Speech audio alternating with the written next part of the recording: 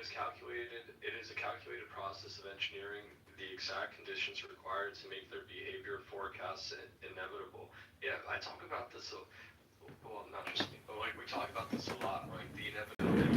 They want to convince you that their systems are predictive. They're not. They're more like a contrived inevitability. Like what you saw happen in Gaza now.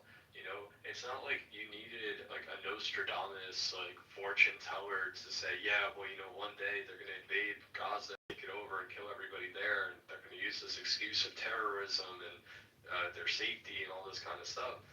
But it was inevitable, right? Like every single thing that was put into place. And this is why a lot of us see what's going on within the government. Even though we're not like fortune tellers, we're just like, this is where this goes. We're not making it like, for example, the war with Iran, all right? How can we say that there is no alternate to essentially the Israel fomenting a war with Iran and then America getting sucked into it?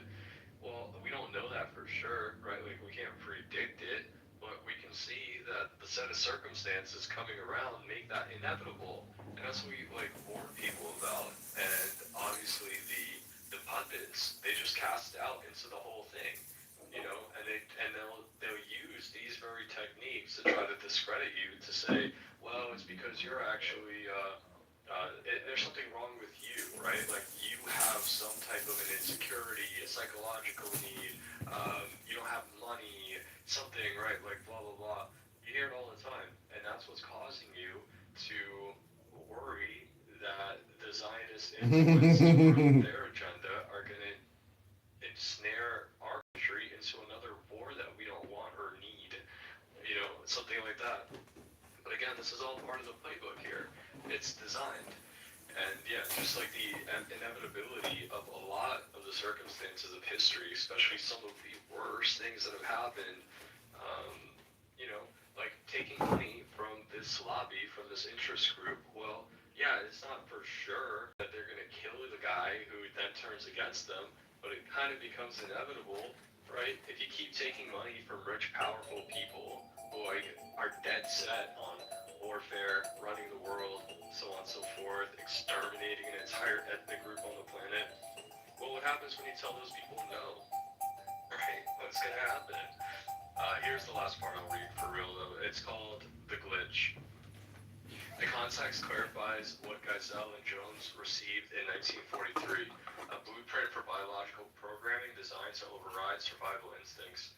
In 1957, Geisel looked at the machinery designed to program soldiers and saw a way to teach children to read. He repurposed the entire methodology, dopamine loops, simple language, and rhythmic repetition to create the cat in the hat, serving a different master with the same neurochemical triggers. He systematized this hack by founding began books, building a counterfactory based on intuitive understanding and high complexity ideas do not spread. Geisel demonstrated that simple books can serve complex liberation by smuggling freedom inside accessibility. Everything depends on whether the tools are used to extract or to empower. The chaos variable. I don't know. Very interesting article, though. I'll just leave it there for now. But yeah, I mean, the whole gist of this, if you guys are just sort of tuning in now, is that um, the government probably spent a lot of effort into writing manuals. This is World War II. Into writing manuals for our troops, for the soldiers to keep themselves alive. And it turns out that they weren't reading them. And so they try to figure out a way to kind of trick them into absorbing the information they needed them to know, right, for like self-preservation, because they didn't want to read the fucking manual. And what they came up with is this cat in the hat, Dr. Seuss type of persuasion, right, and indoctrination, right? So it just made them much more receptive to adopting whatever they wanted them to do. And then they realized, hey, this is super effective, right? Beyond just the battlefield, like what if we just use this technique, for the masses, right? For the public as well. And it turned out with good intention, or it started out perhaps with some good intentions, and now we see where the ultimate conclusion of all this stuff is. Uh, it is a basic like tenet that if ideas are too complicated, people are just not going to. You're just not going to reach a very large number of people. You know, the stuff that everybody can understand quite easily, even kids, those things tend to go much further. You know. Anyway, I'll stop It there. kind of because well, it gets to your like the lowest recesses of your brain, which is the most instinctual. You know, there's a reason why we're, for example, attracted to primary colors. They're the most stimulating.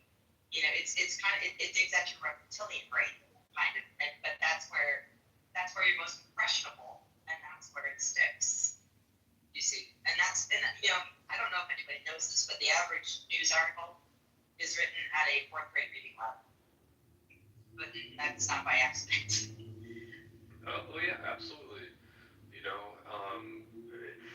and there are times, I guess, where they are complicated topics, right? Like, and it does deserve like more discernment. You know, that's why like it's super important.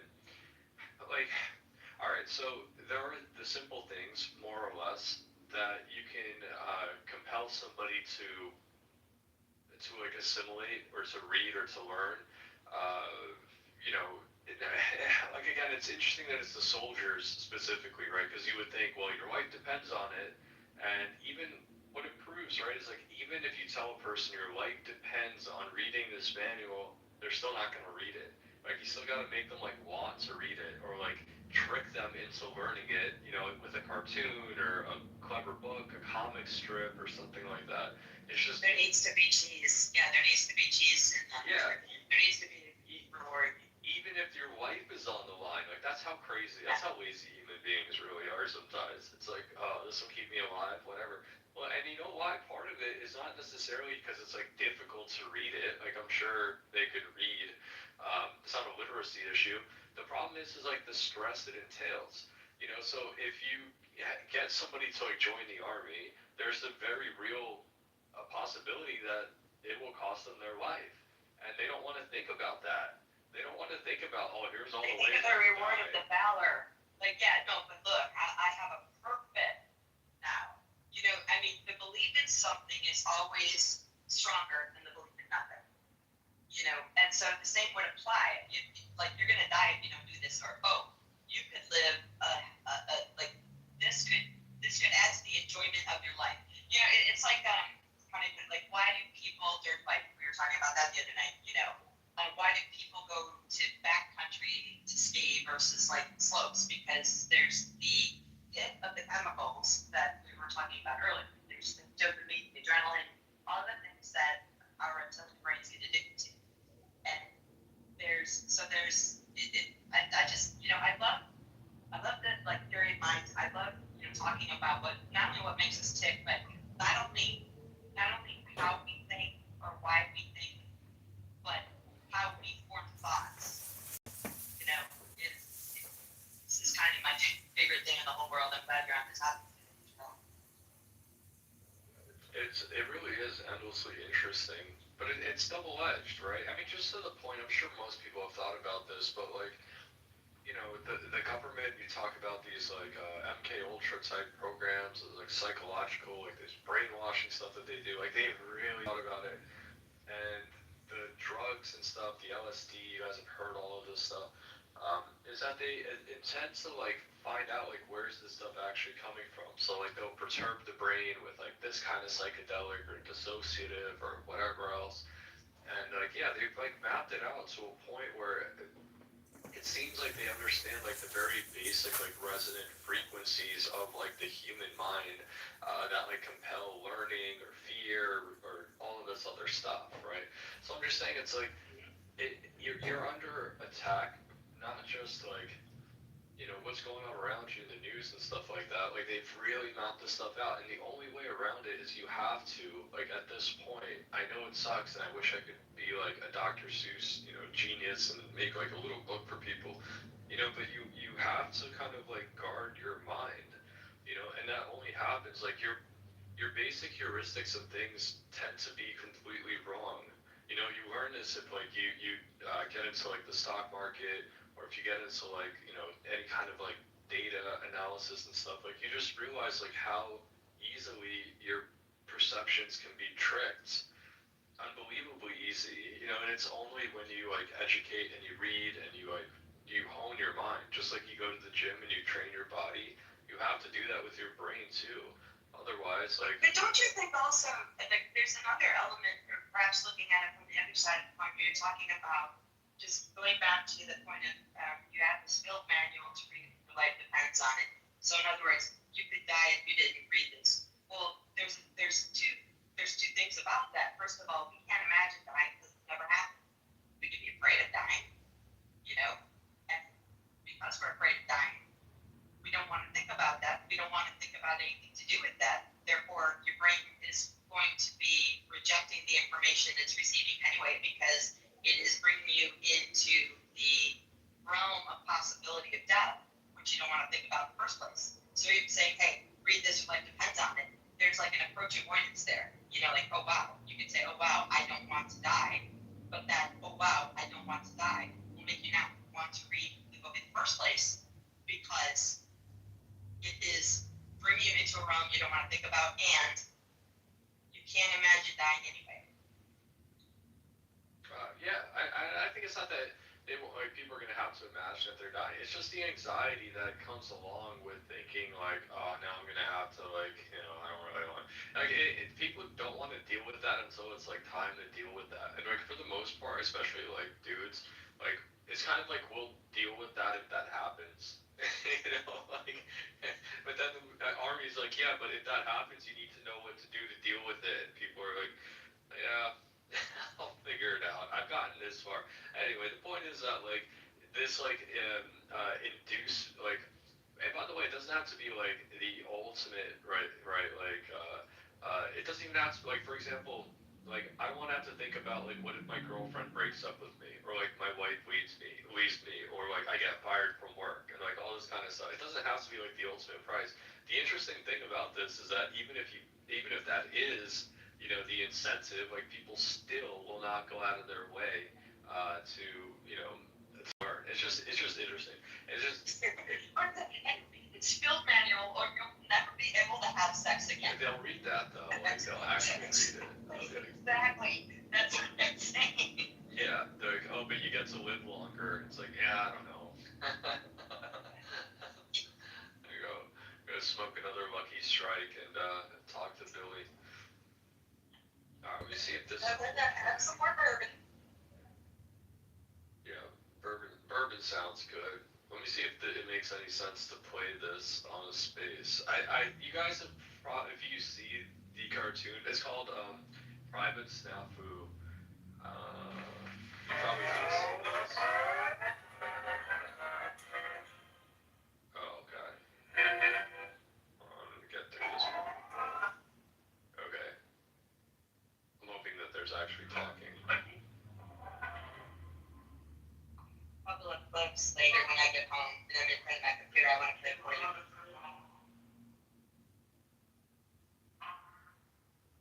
It is kind of funny though. We're funny. We're human beings. I feel so like each one of them is like somehow a lesson. The first one here, okay, he broke the record player. We're good. They got it soft back there. They don't even know there's a war going on. Back in my hometown. My old man. Probably down at the hill.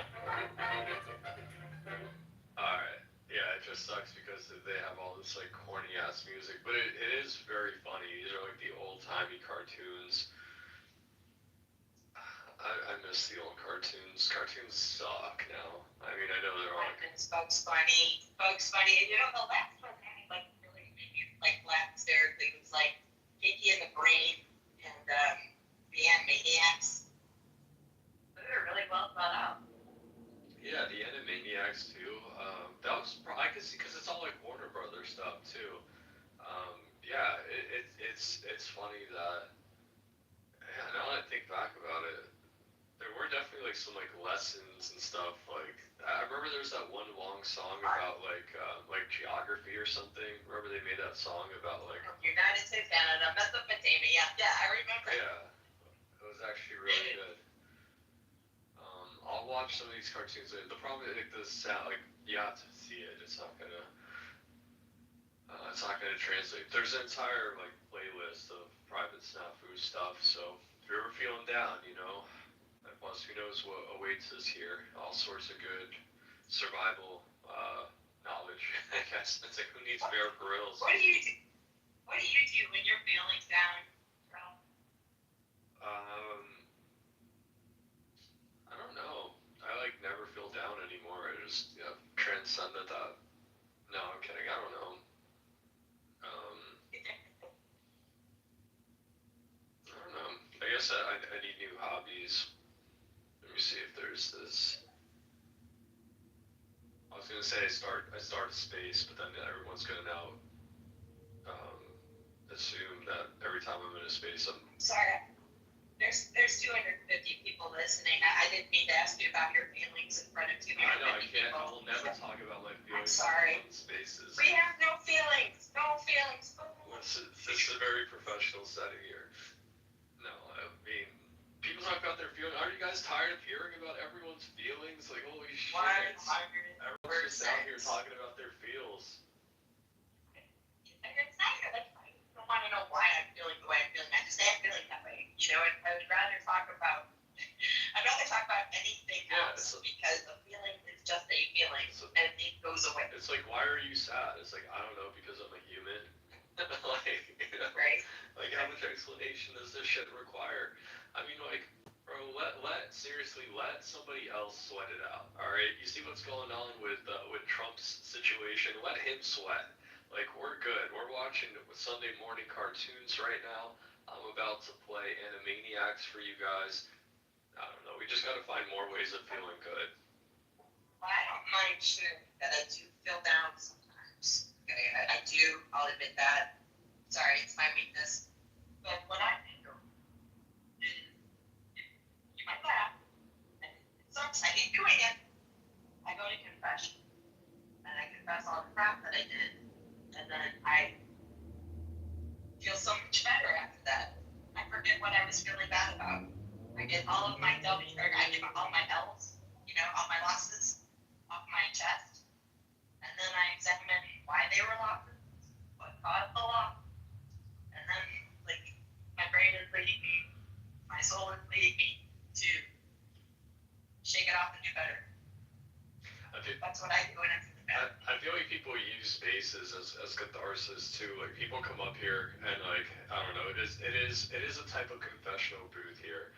I mean, obviously nobody's keeping any secrets, right? But that's a good thing to do. I'm telling you my sins. Are you crazy? Not here. I mean, I could pretty much assume. I have this weird talent where I can tell. I can just I have this weird form of telepathy where I can pretty much surmise everybody's sins if I talk to them. Okay. I'm kidding. Yeah. I don't know. I'm just kidding. I can't. I also don't judge, so but it does feel good sometimes to just tell somebody what it is. Why is Antarctica so small on this map? Anyway, so this is the Animaniacs. And now, the nations of the world, brought to you by Yakko Water. United States, Canada, Mexico, Panama, Haiti, Jamaica, Peru, Republic Dominican, Cuba, Caribbean, Greenland, El Salvador, Puerto Rico, Colombia, Venezuela, Honduras, Guyana, and Guatemala, Bolivia, then Argentina, and Ecuador, Chile, Brazil, Costa Rica, Belize, Nicaragua, Bermuda, Bahamas, Tobago, San Juan, Paraguay, Uruguay, Suriname, Netherlands, Guyana, Barbados, and Guam, Norway, and Sweden, and Iceland, and Finland, and Germany, now, Switzerland, Austria, Czechoslovakia. There's definitely somebody in this space right now that knows this entire song by heart. I can't say I do. God. No. Okay, so I gave it my sister. Can you fix your mic? Is there any way you can fix your mic? I'm not not sure what happened. It's just starting to cut out a little bit. We can kind of hear you, but then it goes like soft and then loud. We need the confessional in high quality. I gave it to my sister. No, I'm in the desert right now. I'm driving back home. But Alright, come back. no, I gave it to my sister. Yeah, I gave it to my sister.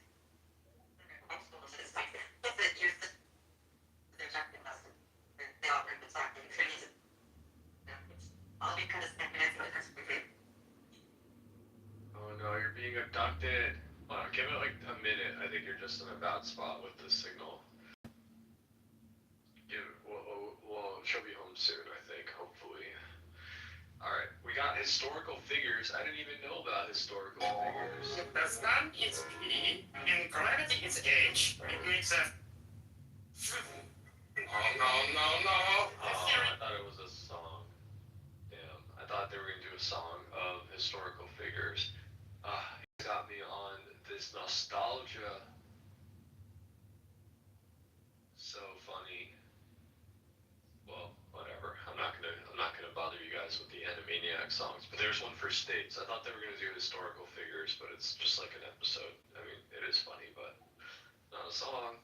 Alright, let's go back to serious stuff. You guys want to learn about Endural, one of the scariest companies ever to have existed? So, I don't know what they're talking about. If you guys have noticed this, by the way, if you were here for the Candace Owens Mitch thing, I ended up never playing that segment where he actually talks about what he saw. I think this is it. Hopefully. You know, I don't think anybody's believing what the federal government's saying about it for sure, but what I noticed, I don't know these people from TPUSA. Never been associated. I could recognize Charlie Kirk probably. But what I started seeing come across and got more familiar once I saw a picture of somebody in a ponytail with those eyes. That was that person. They were there. And, yeah, the head of security there, he was one of the people walking out with the Congressman. Now, how would I know that? That I just have a gift for recognizing people. And, yeah, maybe it's not maybe he has doppelganger. But someone with the same mannerisms, the same crick in his neck, face, the waxy look on his face,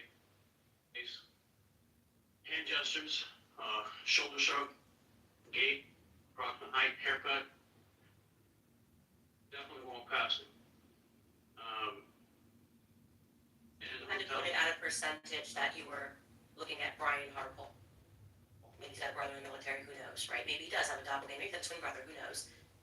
And I want to be clear, I can confirm on this podcast live every step of your story in terms of where you went, what time you were there, that there was this big meeting that happened. I confirmed the location of the people that are on Fort Huachuca currently. I can confirm everything with metadata. I obviously can't confirm that you saw who you say you saw. If you had to put it at a percentage that you saw Brian Harple, what percentage would you put it at? 95. 95%. 95 to 99. All right.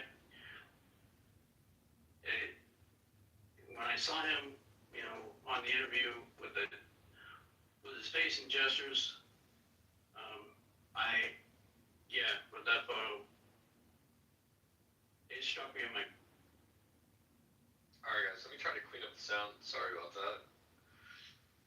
Let me see if I can try to do that quickly here. Alright, so we started playing before. There's this new controversy that Candace has thrown out there about this man named Mitch, who was at Fort Huachuca, which is a U.S. intelligence training center, amongst other things. Like, you know, it houses some departments and stuff like that as well.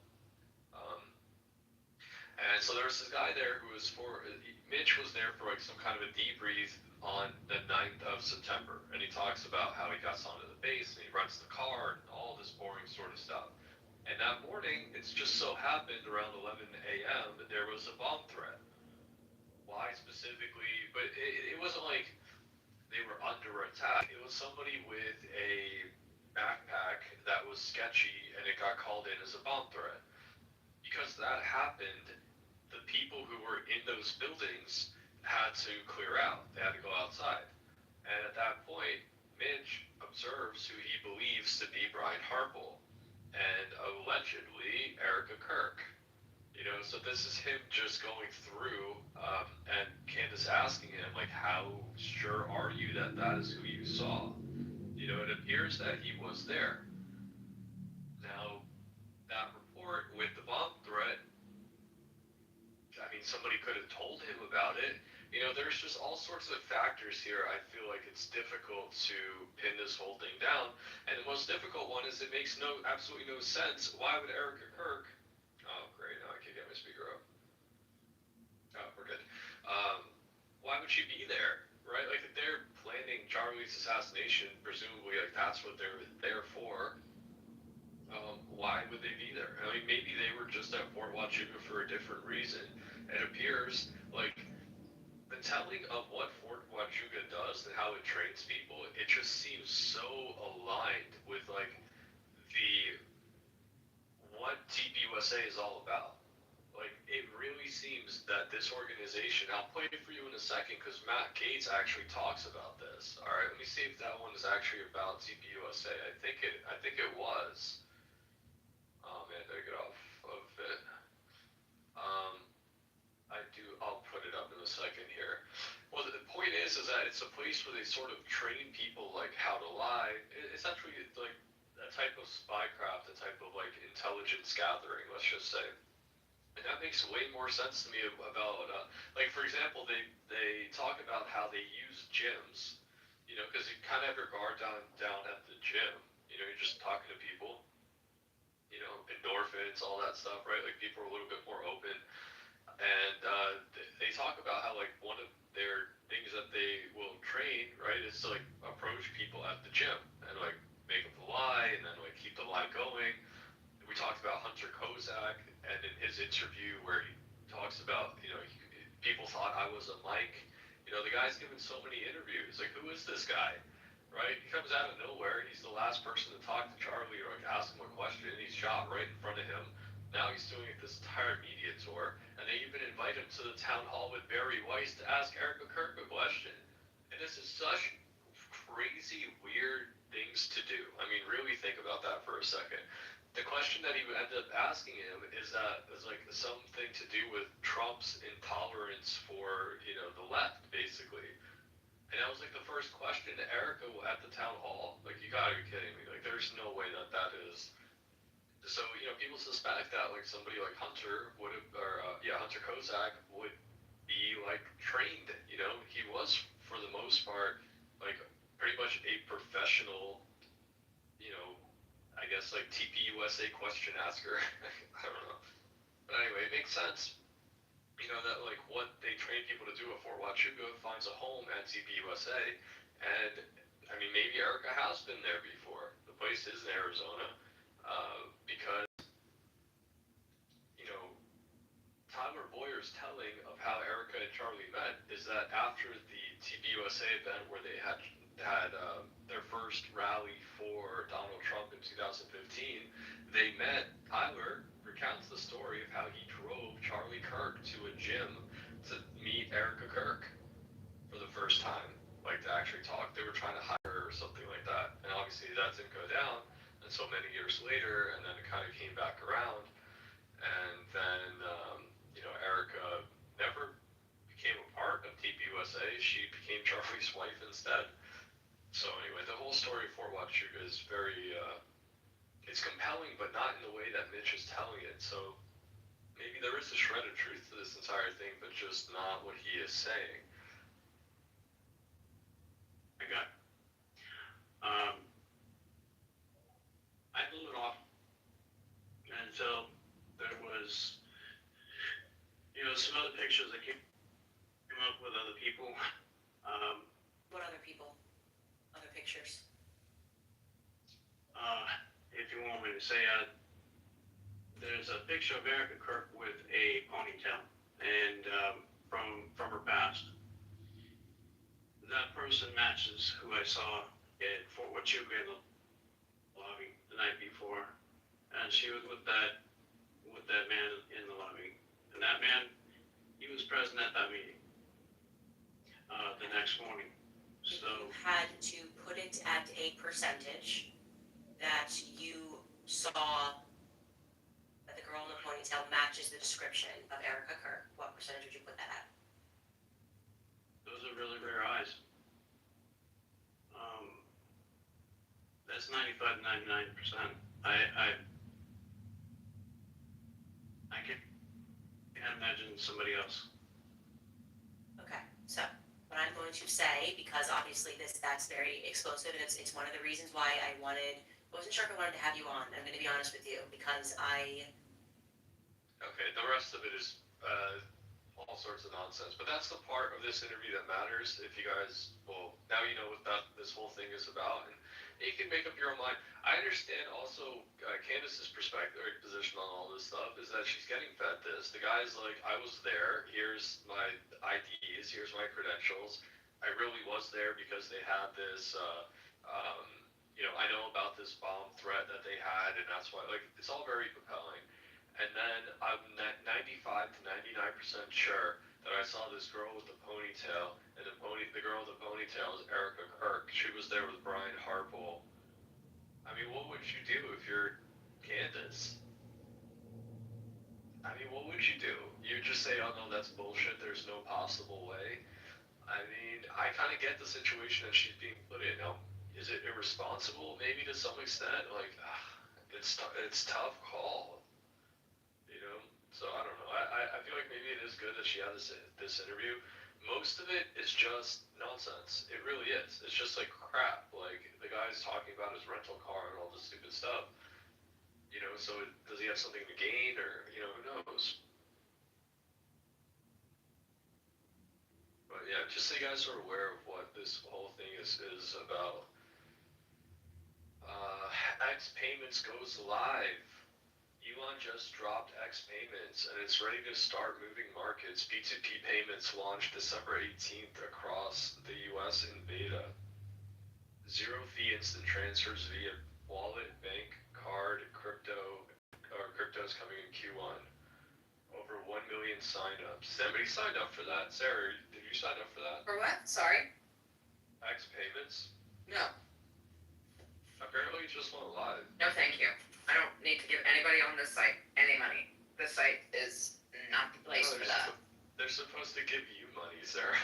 What do you mean? I'm already monetized on large account. What do you mean? No, like payments, like we got paid today? Well, no, so instead of like your straight account, or like, buy me a coffee, people can pay you directly through the app. Yeah, that's what I said. Why would I do that? I don't know. So then, There's certain I people, never like, I think played it that on. people are using it for like, I think if they have like merch, for their channel or anything like this, if people want to like tip super chats, maybe that's coming up next. But I'm kind of with Sarah. I'm like, yeah, I don't need another place to get my financial information, dude. I just don't.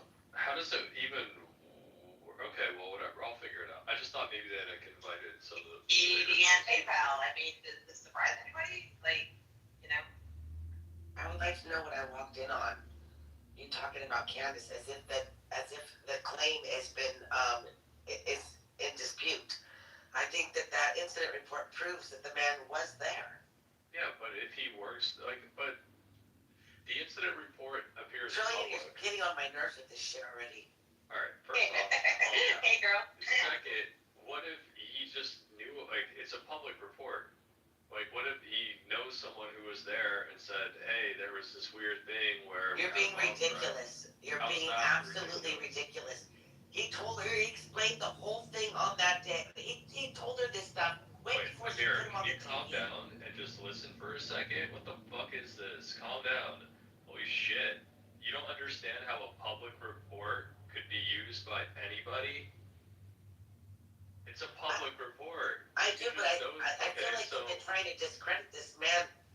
I don't think it's fair. you You don't I don't think think it's it's fair. you don't understand how absurd it is that Erica Kirk and Brian Harple were. No, I at don't Fort Huger? actually. You don't think No, I that's don't. weird? She worked for the military. She traveled with the military. We don't know what her connections are, and yeah, I don't. So why would she be there? I don't know.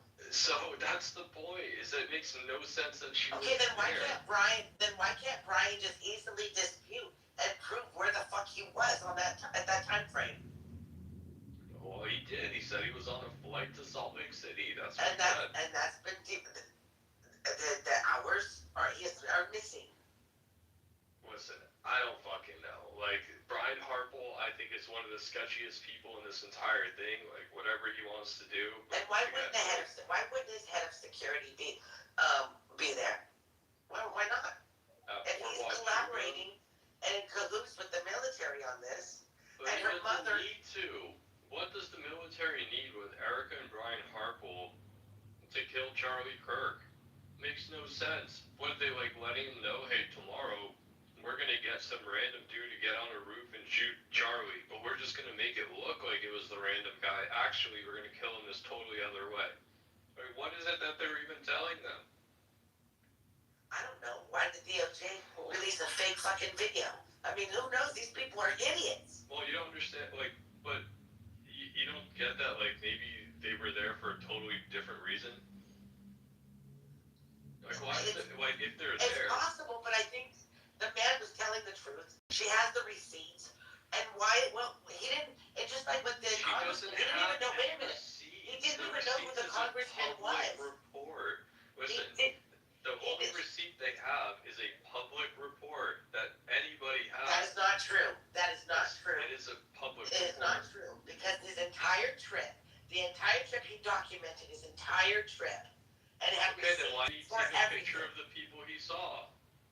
He's got documented the entire thing except these Because I don't think he even knew what he was seeing at the time, and he documented why did he himself, document it? on the sunrise. Like he, Listen, that's all fine, but again, like, nobody's disputing that he was, like, there. Look, I think Right, the the liars that we one should be shooter. criticizing, the liars that we should be, nitpicking their stuff, are the ones that have been caught lying over and over again.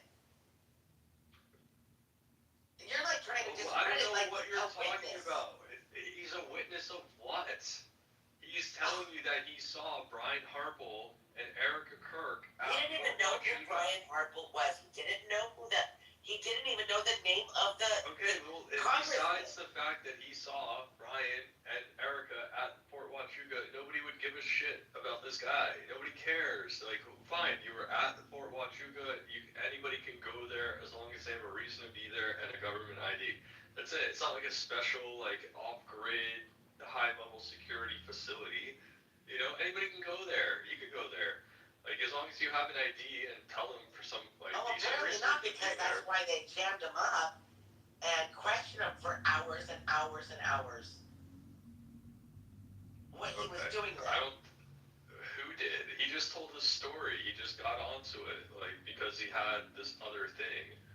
Like, he was there Right, for like some debrief. He didn't have a hard time getting onto the base. Not at all, Listened but to once they started questioning him and asking him and then keeping him there for, they didn't get to call his wife for 7 hours. That's how much they were grilling this guy. It's so much so that there's an incident report. There's an incident report on it. not on him. There was an incident report on the bomb threat, and nothing else. Was the bomb. No, that I think they were accusing him of being a bomb threat or something. No. They even like sent the Okay. dogs to his car or something. No. What do you mean? We just listened to it. There was a bomb threat that morning. It wasn't because of him. He just happened to be there. He wasn't the bomb threat. I don't know if they had the dogs Oh, maybe sniff I around. misunderstood. I thought when he was on Candace's show, I heard him say that they were kind of grilling him and accusing him of being the bomb threat. I know, but listen, like, this guy also, like, he is pretty fucking weird, like, to be honest. But, okay, whatever. The point is that because of the bomb threat, like, this is the whole reason that he saw people come out of the Who building. isn't fucking weird? Look at us. We sit on the fucking internet talking to this shit all day long. We're fucking weird. Okay, but the point is, right? I don't know about you guys. Honey badgers out there try not to get abducted. But yeah, anyway, the point is, the reason the bomb threat thing matters is because that's why people left the building. That's why he saw people come outside, and one of the people he saw go outside looked like Brian Harple, and the other looked like Erica Kirk. So, I don't know. You know, like, at the end of the day, like, were they there? Fine. Like, presume that they were there. Were they talking about the assassination of Charlie? That's the part where I'm not sure. Like, Erica very clearly is part of some shit. Like, well, I don't know, most likely some kind of an intelligence thing.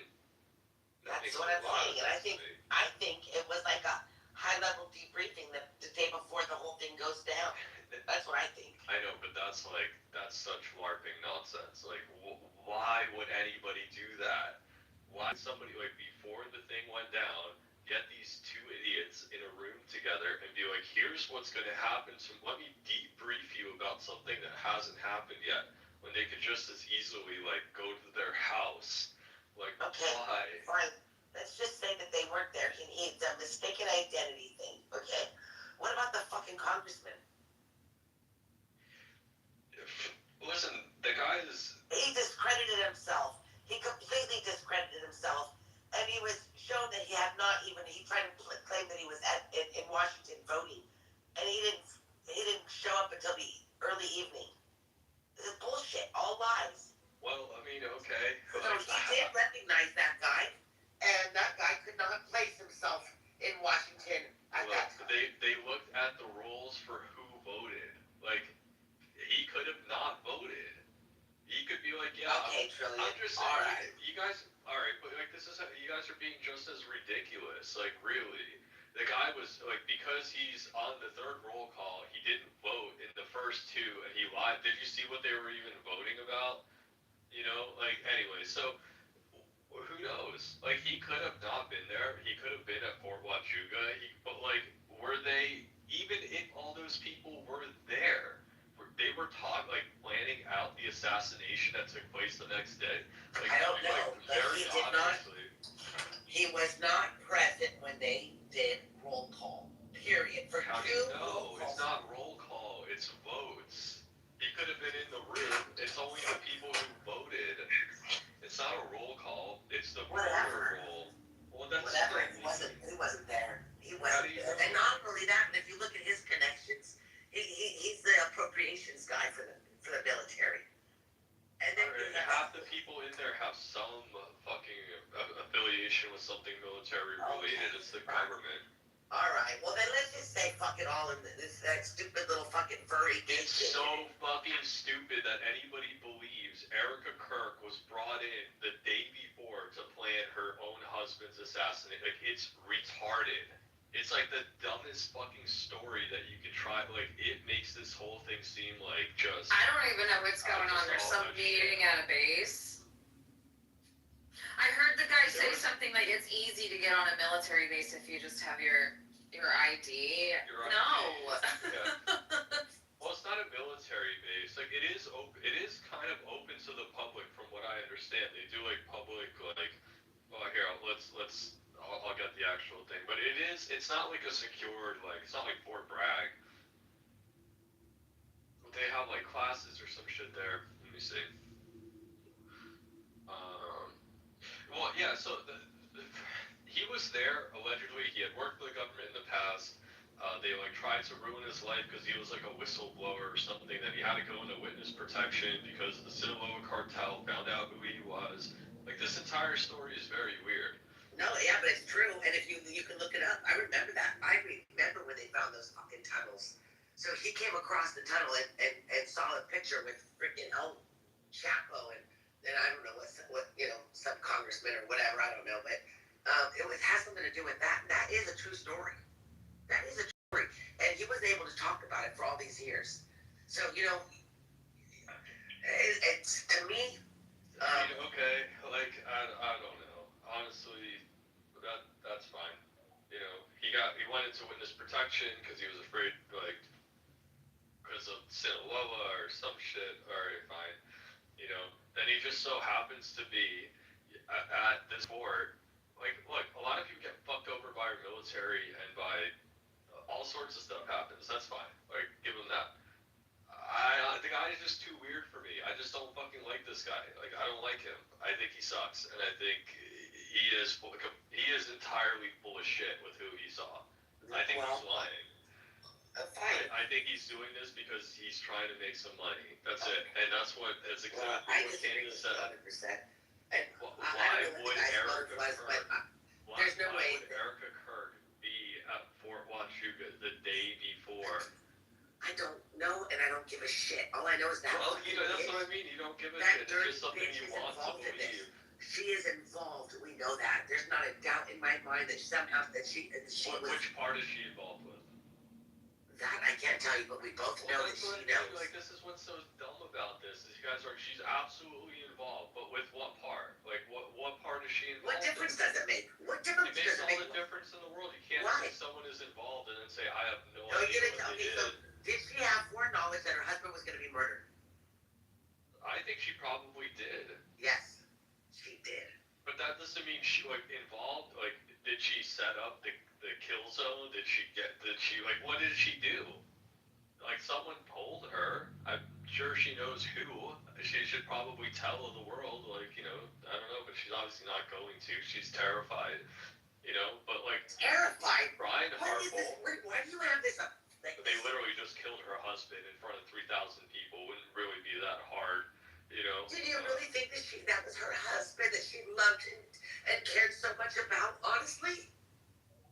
You just added a whole bunch of shit to it. Was Charlie Kirk Erica Kirk's husband? Was he? I think to him. You guys are just getting so ridiculous off the reservation. Like Bullshit. the most Okay, tell me salacious about her bullshit now boyfriends has to be before. true. What about her boyfriends that she had before and all the lies that she's been telling? I'm sorry, but a widow, a grief-stricken widow would be fucking lying through their teeth. Mad, Amira.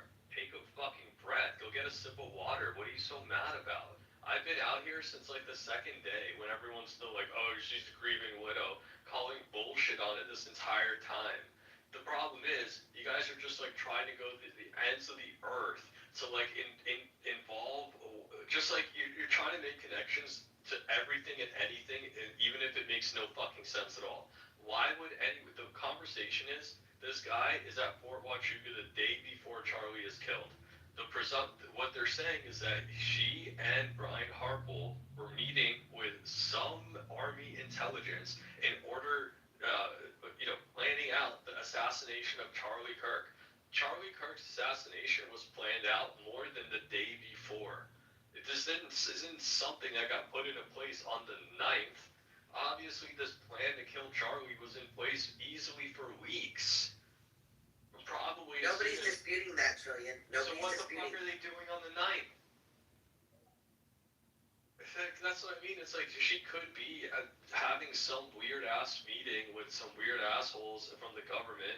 Like, I'm sure that's been her entire fucking life, but it's not like to assassinate Charlie, And if it was like, I'm sure she was told way ahead of time, why bring Brian Harple into this thing at all? Brian Harple doesn't need to know about anything. He's already a retard. They already went there, scoped out the He was the head of Charlie's security. So what? Well, he had to have known that this was going to happen. And look at how all of them acted. Why would he have had all to of know? the behavior that happened that day with Keep USA. Why would he have had to know? Why would he have to know anything? Look at the behavior. Look at the videos. Trillion, I know you watched all the videos on how these people were acting. Did Brian Harple shoot him? No. Okay, then why does he have to know anything at all? The guy's a retard. They already went and they went through the entire fucking exfiltration of driving him to Panagos that happened way before the 9th, right? He was already baited and on the hook way before that. Like, the fact of the matter is the guy is just terrible at his job. He had been doing this for 7 years after he undercut his old boss, Greg Schaefer, to just basically make money and continue to grift because he probably got some fucking like lowdown information and was able to like fucking do whatever the fuck to try to get that contract out from Greg Schaefer's group. Since Sure, then, if you're just realistically, nothing ever happened. if you're just an idiot, then you would not need to lie. And the man was What did he lying lie about? in the interview that he had with that one podcaster. Was What did he bullshit. lie about? I don't remember exactly right now, but This is what I'm talking about. It's like if you're gonna say he lied, like you gotta have at least one thing he lied about. You know, he lied about I'm the book. sick He right lied now. about the Well, I mean, I book. can't think straight. I'm sick. I'm on fucking get cold it. medicine. That's fine, but I'm just saying you're very angry, and in that case, like just chill out because like nobody's saying that these people are innocent. The problem I'm not is. even angry. I'm Italian and Greek. That's the how we communicate. I'm not angry. I'm just Italian and Greek. That makes sense. The thing is like when you try to muddle all of these things together, then you have like something that's legitimate, and you just turn it into slop. Like Erica has spent her entire life in some dealings with the military, very clearly. Before the 9th, I don't know what kind of meeting she had been to. I'm sure some of these crazy ass people were at her house. I'm sure she met these people abroad. They took her to Romania for goodness sakes, But like the day before Charlie is killed, some random ass guy sees her with Brian Harple. That would be like the literal stupidest fucking. That means not just one person saw her. That means hundreds of people saw Erica Kirk and Brian Harple together on that day. Hundreds. There's only one person who has like put these two things together. That's ridiculous. They were literally in Arizona. This is why, like, the colonel guy, he worked at Fort Huachuca for 25 years, and he's worked in intelligence for 25 years easily. He's like, it's just not how anything works, right? Like, maybe if he saw them on the 11th or on the 12th, like, I don't know, she was supposed to be like somewhere, and then it turns out that she was like taking a meeting at Fort Huachuca for like the debrief or whatever. That's fine. But like on the 9th, everything was already in place. Like we've been saying that most likely, like however, whatever was orchestrated to have Charlie killed had to have been done by like the 2nd of September. It's not like that, like, or you believe that this was truly just, they blame, what's his name, Tyler, but actually someone from intelligence got up on the rooftop and shot Charlie in the throat. We know that's not what happened. We know that's like some clear, well, I mean, I know that's not what happened. Some people will dispute that. But like whatever, like orchestration there was to ensure that Charlie would die, that had to have happened at least a week before. The whole event came together so quickly. Like it was basically like the 24th of August. I think it was confirmed. You had that. So basically, the sequence of events that meeting with Bill Ackman in the Hamptons on the 4th or the 5th, 4th and 5th of August. It's not confirmed yet that they're going to be at UVU. There's weird stuff going on. Charlie even makes a post about UVU, like what's going on, right? What's going on in Utah or something like that. It's still on his timeline, by the way. And then it gets confirmed on the 24th. Like this is already after that meeting. I think by the 2nd, anyway, the 2nd, I think because like Erica starts posting this like weird shit, like she does this weird shit with her podcast or something. There's some other reason, I forget what it is. But anyway, it's like by the 2nd, it seems like everything has been put into place. And the 9th is this weird ass meeting. On the 10th, he's shot. So I'm just saying, like, I don't think that they needed to bring Brian Harple in and let them know what they were going to do. Like, if anything, that gives the guy leverage. I think the reason he is no longer employed and he's running around podcasts trying to, like, save his own ass, and he's like, why are people asking questions and shit, is because he didn't know. And he wasn't brought in on it at all. And, like, that day, it just showed what an incompetent fucking retard this guy was. He had no business being the head of anybody's security at any point ever, and they kept him there. They lied about the drones. They said they had no drones that day, and we know that they did. Well, yeah, the AV team had drones. His team, he just decided. Well, the problem is with his bullshit is that he is just also very incompetent. he decided, like, what would you say, right? Like, so he would have had to go through more effort somehow to, like, have these drones set up. Now that he didn't do the drones, they figured, oh, this will just be another one of the events. Like, they've done hundreds of events together, and most of the time, nothing happens. Whether you have drones or you don't have drones, it doesn't matter. So they're on short notice. They just go and scramble and, like, throw this event together. You just figures, like, okay, it'll be fine, whatever. We don't need drones. The AV team's got them, whatever. And now it comes out that your guy got assassinated. For him, his career has been assassinated. The moment Charlie got touched, his career was over. Like, you can't be the head of security and have your guy be murdered. Like, he's done. His career's done. His all of his employees, they're all done. It's over for them. Like, it's just not an acceptable thing in that industry. Who would ever hire someone who got Charlie killed? Nobody. Well, if I remember And so correctly, now she still had the same security team. She didn't fire them. they are fired. Now, but immediately following, they weren't. I'm pretty sure they were all Pretty sure they weren't. right away. Pretty sure they escorted her to I forgot where it was. I think it was to Washington. They were never her security. Erica didn't work at TV USA. Those people had nothing to do with Erica's security ever. If they're going to Washington D.C., then it's for, like, the medal ceremony or something. Not as her. They were never Erica's security. They ever. became her security when she became the CEO. They were. Then all those people got fired. David. First off, Brian Harpole was a contractor. His team never worked for, like, they were. He was not a TV USA employee at any point. He has his own company. TV USA contracted him.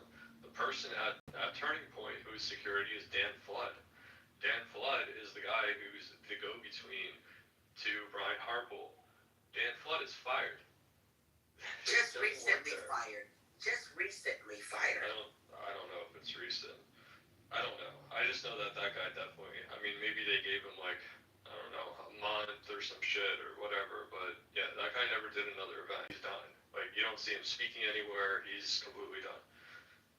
Dan Flood is someone who I would be much more inclined to believe was with Erica, because he actually was a TPUSA employee, and we have pictures of Dan Flood and Erica Kirk in fucking Romania.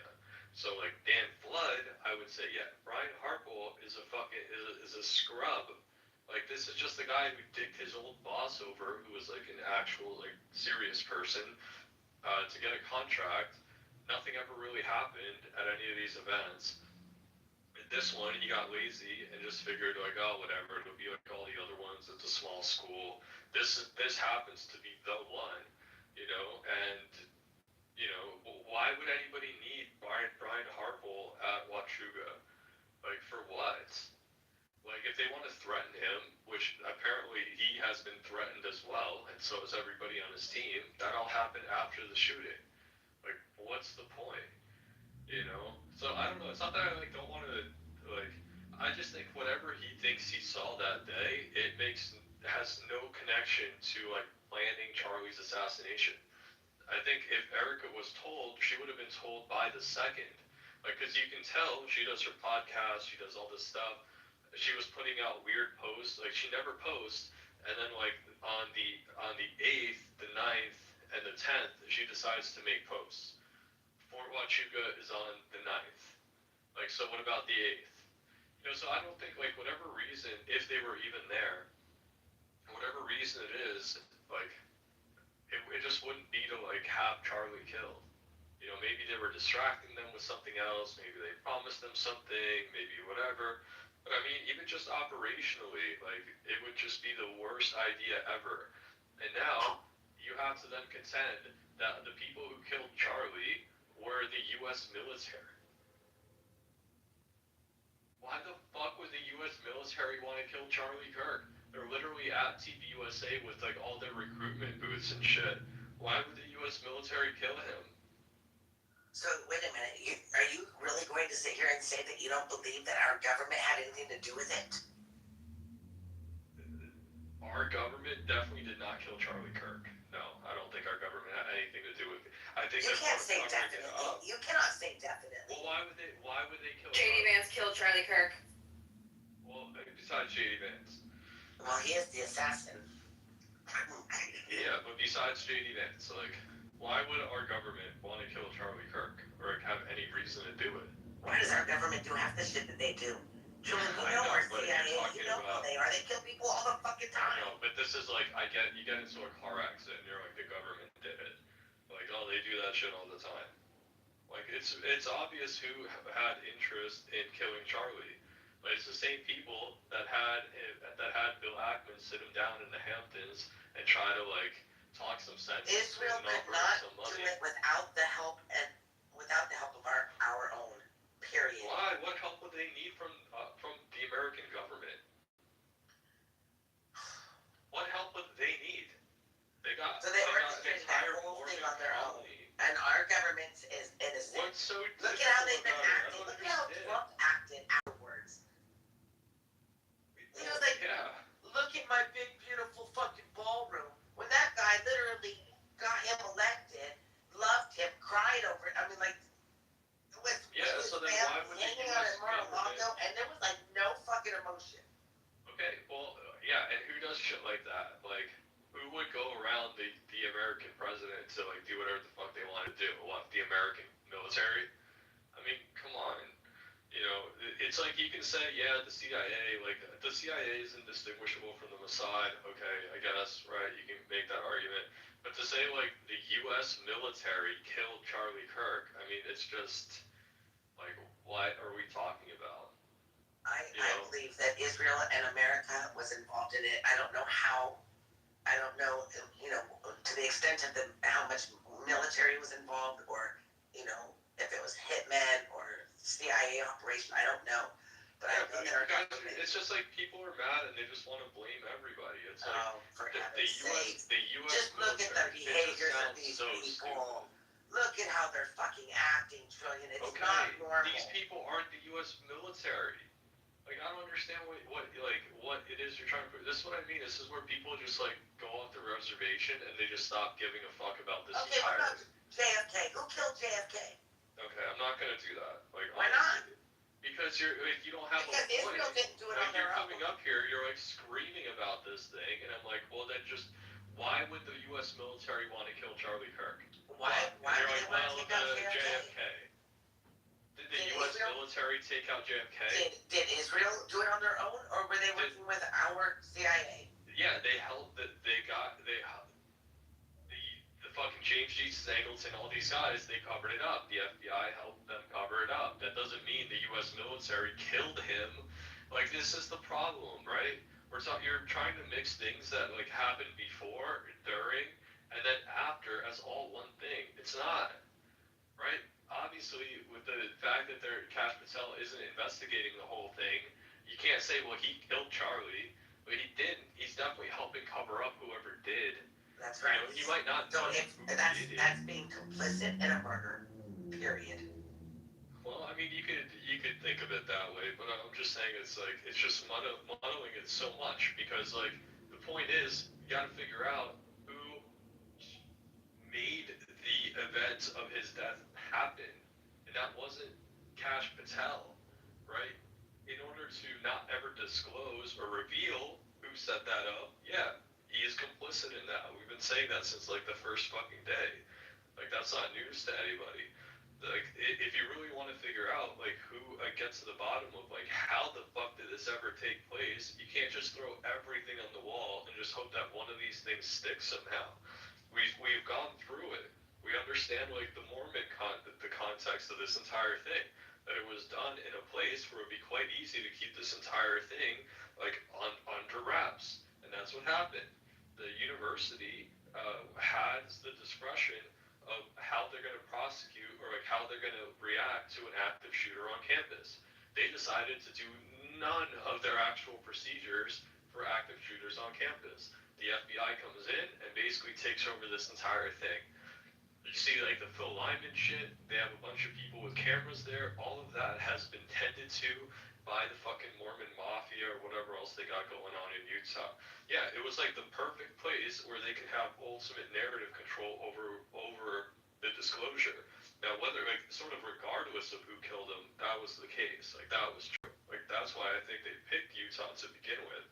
Now, like, did the Mormons get the idea that, like, okay, we just can't have this guy talking shit about Palestine or about Israel anymore, we gotta kill him?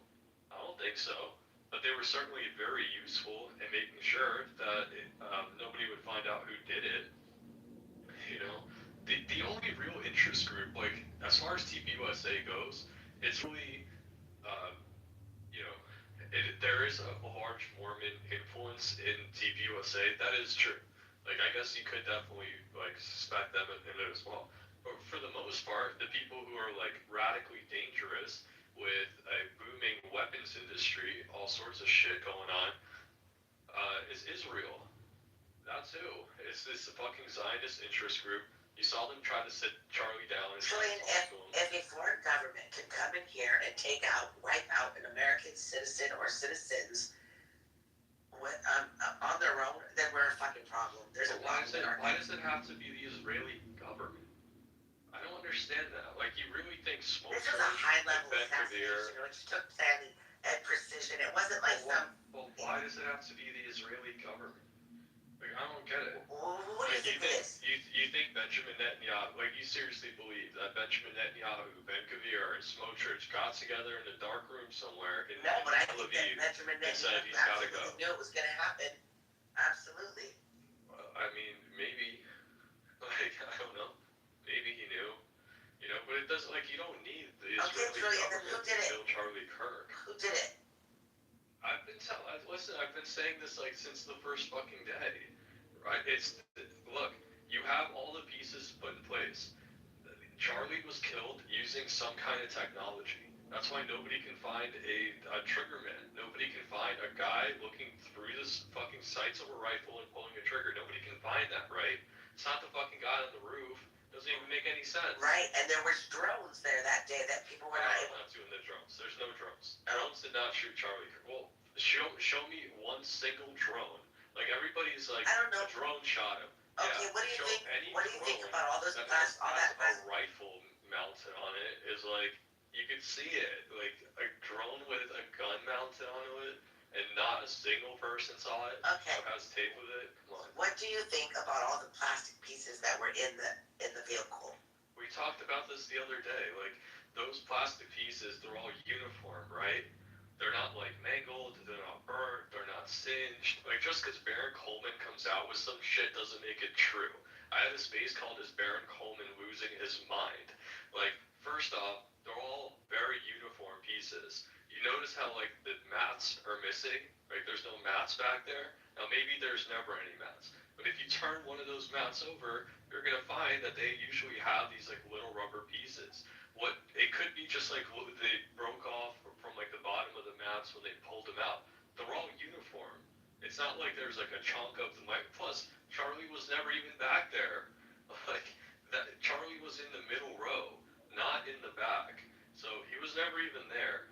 Second, they're all uniform. What they look like is if you've ever walked across, like, AstroTurf or, like, fake turf, they put these rubber pellets all throughout it to help weigh down the fake grass so it doesn't float up when it rains. Those things get stuck in the bottom of your shoes. I've had that shit in my car, and it falls out, like, when you're in, like, you know, you rub your feet against that. So either it's, like, some piece of the mats, because they're not there, they've clearly been removed, or it's just from, like, you know, walking around on AstroTurf. That I didn't don't know like where that would have happened. that didn't look like pieces of a mat. That looked like sharp glass type stuff. It's like it literally looks like those little rubber pieces they put in, like, fake turf. Like, that's what it looks like. They're Okay, all the same size. okay, go ahead. Go back to your theory. How did who killed them? Who took them out? What do you think it's like an exploded piece of a lavalier microphone? I honestly don't know. I don't know the technology that we have. I don't know. Anything's possible. I'm leaving all options on the table. I'm just not closing it off like you are. I don't know. Whatever is on What I that do know back seat is that the has people something to involved do in with this it. are acting very suspicious and dirty. And following since the moment he died, everyone on the politicians, TPUSA is fucking white. All of them has been acting just so incredibly. I know, but this is why you can't keep like muddying everything together. You're saying like all of their like very weird responses after the fact imply that they're the ones who killed him. They're not. Like, all right, think about what position these I'm not assholes saying all they in. pulled the trigger. Okay, Andrew Colvett wasn't there. Andrew Colvett clearly didn't kill Charlie Kirk. Did Andrew Colvett need to know anything about what was about to happen? No. The only Then why? person who Okay, really but he's needed been to caught know. lying multiple times. Yeah, but he's a liar. He's been lying his entire life. But if you're innocent and you He's have a nothing to do with liar. anything, why would you need to lie? Why would he need to lie? Because he's a liar, first off, and that's just what he does, is he lies. He's a scumbag. Like he got put next to Charlie. You have to have a motivation to lie. There's a motivation there. No, people are just liars. Oh, bullshit. Why was the guy put into place in the like? You think Charlie picked him to be his right hand man? Of course not. He got picked there because he was like the perfect like embodiment of a Christian Shabbos goy. He was a Zionist. He was all this stupid shit. He had all the right takes on Israel. The guy is like a fucking pod person. He's like a literal NPC. That's why they put him next to Charlie. Like that was the whole point. Like so, if it like Charlie was like too indisposed, let's just say, they could just have Andrew Colvett, and that's exactly what happened. Charlie's dead. Andrew Colvett goes and does his podcast and interviews and all this other shit. That was like the purpose of him to begin with. Yeah, the guy's a liar. He thinks he's doing it. Like, listen, I've worked with plenty of people who are like decent enough people privately, but when it comes to like work and their job and taking meetings and meeting clients and all this shit, they sit there and they lie. Like, that's just who he is. That's like that's what he thinks he's supposed to be doing. Well, like he didn't kill Charlie, and he didn't need to know about The letter, Charlie. the doctor letter, came directly from him. That was a fabricated story. The whole. Yeah, absolutely, and he needs to come out and tell everybody. Like, it makes sense to me why. Like, first off, this guy takes calls with everyone. I've seen so many people send me their DMs with Andrew Colvett. I don't know if it's the real Andrew Colvett or what, but apparently this guy's a fucking idiot and he will like talk to anybody. I don't know. Alright, but I've seen people who have text messages back and forth with Andrew Colvett over like dumb shit. And he's like, oh, I'll call you, or like whatever, blah blah blah. Like Andrew Colvett's an idiot. And like it doesn't surprise me that maybe somebody was like, oh, here's the doctor's number, and he was like, he just dialed it and he talked to someone who he thought was a doctor. Turned out that guy like was either given him fake bullshit, or he heard some pieces and decided to enhance it to give like a press release type statement. Julian, you are glazing over this. He was trying to prove to the world that the reason why his neck didn't get blown apart was because he had a neck of steel. And hell, he was healthy bones. Yeah, I don't know what you're trying to prove. Like I've been calling him a liar and a scumbag since like before he even came out. Okay, but you're acting as though like he's just like some dumb fucking just someone who likes to make up stories. No, that story was a And he does deliberate. make up stories. That was a deliberate story to try to justify why that man's neck didn't get blown into pieces. Yeah, it's a lie. Like he's a liar. He lies. But why would you, Made up if you have nothing to do with anything, and you truly believe that he was shot with the way that the government told you, you would never need to come up with such a lie. He is trying to look. They're in a position. All right, let's say he doesn't know anything about it. Their boss is now dead. They're left to run the company. The company is worth hundreds of millions of dollars, and with like hundreds of people working for it. What the fuck is he supposed to do? Crawl in a hole? What do you want him to do? The guy's a fucking narcissist and a liar. If they acted, What do you need? What do you want from him? if they Of course didn't he's act gonna lie. suspicious and they didn't pull out the SD cards and they didn't, sit there and act really He strange didn't in the pull out moment the after SD he was cards. shot, okay, then What maybe they can would have he- been able what to save can that he do? company. But I hope it burns down You to don't the ground. understand. Look, from his perspective, he probably never liked Charlie to begin with. They realize that they have a lot to gain with Charlie being dead. Now, instead of him being like Charlie's right-hand man, in his mind, he's now the top. He is Charlie in his perspective, right? He's not going to come out and just say, you know what, guys, we should just shut this entire thing down until we get to the truth of what happened. He's pretty much tasked with keeping this whole fucking thing going because there's hundreds of millions of dollars at stake. And this is a guy who probably didn't even like Charlie to begin with. I didn't even like Charlie to begin with. I mean, like it's clear in all of their interviews that he's there to kind of like handle Charlie. Like it's obvious, you know. He's just doing it as like a fellow Christian, but obviously the guy's like a fucking Zionist, you know. So anyway, the point is like Andrew Colbert didn't kill Charlie. He reacted, and he reacted very badly, you know. And it's obvious to anybody with like a brain that he introduced, like now that we know that, yeah, TPUSA never asked him to make that statement. But at the time, people figured that, well, TPUSA is essentially making a statement that comports with the FBI narrative. Like that, essentially. Andrew is the head of PR, and if you're going to tell me that the CEO had no idea he was going to put that out, I call bullshit. And I'd like to do a shout out to Amanda. Hi, Amanda. I haven't seen you in a long time. I'd love to hear what your thoughts are on this. What are you talking about? The lady with the Santa hat. No, I get it, but who? Oh, I know, man. Yeah. Hold on.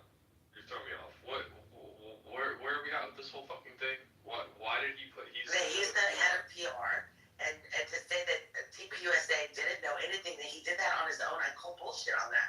I think the CEO knew about it. Who's the CEO? His wife. She wasn't CEO at the time. He put that out like very shortly after. She wasn't even announced as a CEO yet. All right, I mean, so just nobody knew he did that on his own. He put out this whole statement that the doctor said he had. Nobody knows there's people behind the scenes. There's lawyers. There's all this shit. We don't know. The guy's a fucking liar. I'm telling you, like, the guy takes calls. He really does. I'm telling you, I've seen both message with people you wouldn't even expect, where it's like, call me back. Yeah, here's my number. Like, I don't know if it's the real Andrew Colvin or whatever. Like, I literally have his number. Like, the guy's a retard. Like, he literally thinks like this is a good idea. Why did he put out that statement? Well, because it validates what the FBI narrative is. He know what he is trying to do now that Charlie is dead is not get to the bottom of anything. What he's trying to do is move on with the multi-hundred-million-dollar organization that he now finds himself very fortunately at the front of. The guy is a narcissist. He doesn't give a shit that Charlie died. He doesn't care. You know, now he's just like he's up front. Like that's what he cares about. So yeah, he puts out a story that's supposed to somehow that's supposed to somehow corroborate what the FBI is telling everybody because nobody believes the FBI. You know, so he's like, yeah, I talked to the doctor, and the doctor said that the whole statement doesn't even make any sense. And plus, he's talking about miracles and all this sort of bullshit. So yeah, he's a liar. You should, I think, if you want to hold him to account for it, whatever. Problem is, he didn't kill Charlie, and he didn't need to know that Charlie was going to die that day. Like, back to your question of like who actually killed him. Well, I think this entire thing was rigged. At least a week, if not weeks. I think it was rigged as soon as they like approved the venue. I think by the time that they had it like officially on their calendar, they already set the whole fucking thing up. I think their plan was to shoot him in the back of the head and make it look like he got shot in the front. I think to do that, they used a very precise device, whatever it is. Everyone is looking for like a gun that you would like hold.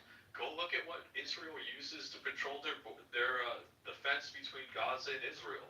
It looks like a box. It's just a box with a barrel, and that's it. And it's an automated machine gun. They've had this technology for decades, really. But like they're all pretty advanced now. They just need a way to aim it. We'll put the fucking aiming whatever camera in. Like it literally looks like a camera. Like their Arcus system, every country makes this thing now. People pretend like it's sci-fi. It's really not.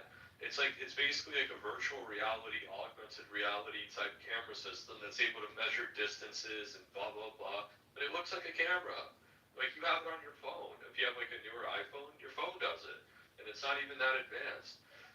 And they had like some kind of contraption that is a gun, but it doesn't look like a gun probably, hidden either in the tunnel somewhere or the van or back behind the tunnel, but anyway, somewhere behind Charlie. Maybe it was in the pole that was behind him, maybe it was in the ceiling or the van, I don't know. And they used that camera that was inside with Charlie to aim it, and it just shot him in the back of the head. Comes out through the front of his neck, and then they tell you that the guy on the roof over there shot him, which makes no sense to anybody. But again, like it's way too sophisticated to be like Andrew Colvett and Erica Kirk. Like they couldn't, in their wildest imaginations. Like if the guy had died in like he got poisoned, he had a heart attack, I would be like, yeah, Erica probably did. You know, she just like put some shit in his food, or like I don't think that they literally killed them. I just believe they're all in on it. Well, yeah, I mean, Erica was like, I don't think Erica's really the master of her own destiny. I think she's really been like, you know, yeah. I don't think Erica's like in charge. You know what? She knows right from wrong. So let's not, you know. Does she? That chick is crazy. She just went on TV and lied to the whole country. Like, you really think she knows right from wrong? Yeah, I do. I think she knows that she's a liar. I think she doesn't give a shit. I think she's an evil, wicked woman. Yeah, but that's what it means to know right from wrong, is that you don't do those things. Like, she lies all the time. No, what I'm saying is she has her wits about her. I'm not going to say that her handlers or her brainwashing or her controllers, I don't care about any of that. She has her wits about her. She has her faculties. So no, I'm still putting the responsibility on her. She's a lying, wicked, disgusting human being and uses God that's as... all true. Yeah. That's all true, except she didn't murder Charlie. I don't believe she murdered Charlie. I never said that. Well, there's all like TV USA is full of terrible people. Erica Kirk included, including Benny Johnson, who's like tittling young boys while his wife cries downstairs in the lobby at SAS. Don't forget Poso. Including Poso. Yeah, Poso. All of them. Like, look at Mikey McCoy's a liar. His father's a liar. The people that they have working in all these TV faith organs, they're all fucking scumbags. Like, this is, like, the problem is with what Candace is, I've said this pretty much, like, from the time she went on vacation. Like, she thinks she can clean house. She's not going after TPUSA. She's going after a few select individuals who she thinks have been lying. The thing is, they're all lying, first of all, right? Because they don't want to investigate. They don't want to get to the truth. They don't want to look into what was going on. Because if they did, they would be forced to admit that Charlie and the Zionists that were funding him were in a back and forth, like, not agreeing on shit for 2 years, like, or more.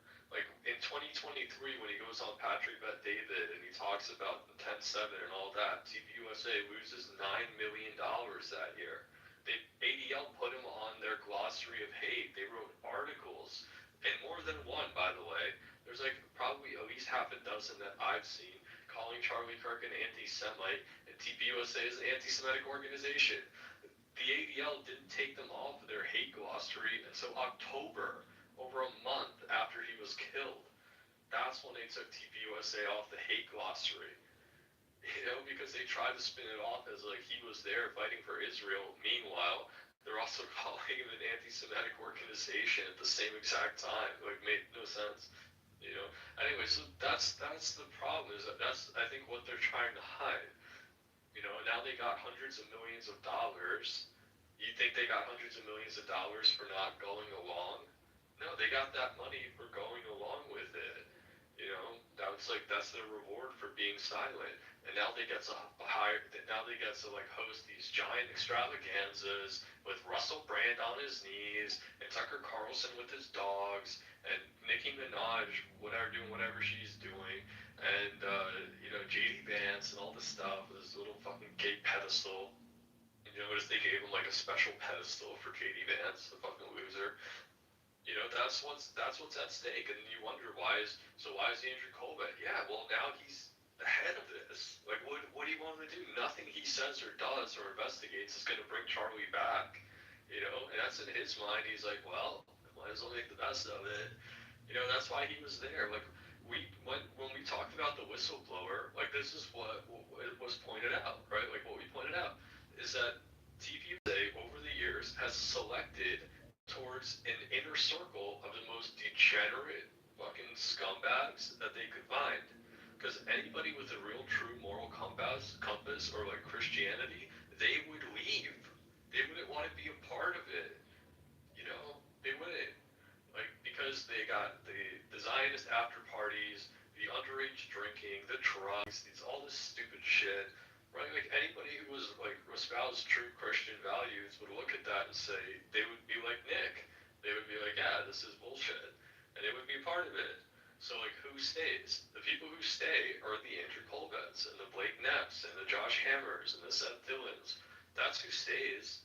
You know, so I'm really not surprised that they don't want to know the truth. They're happy as long as they got another $200 million to go play around with.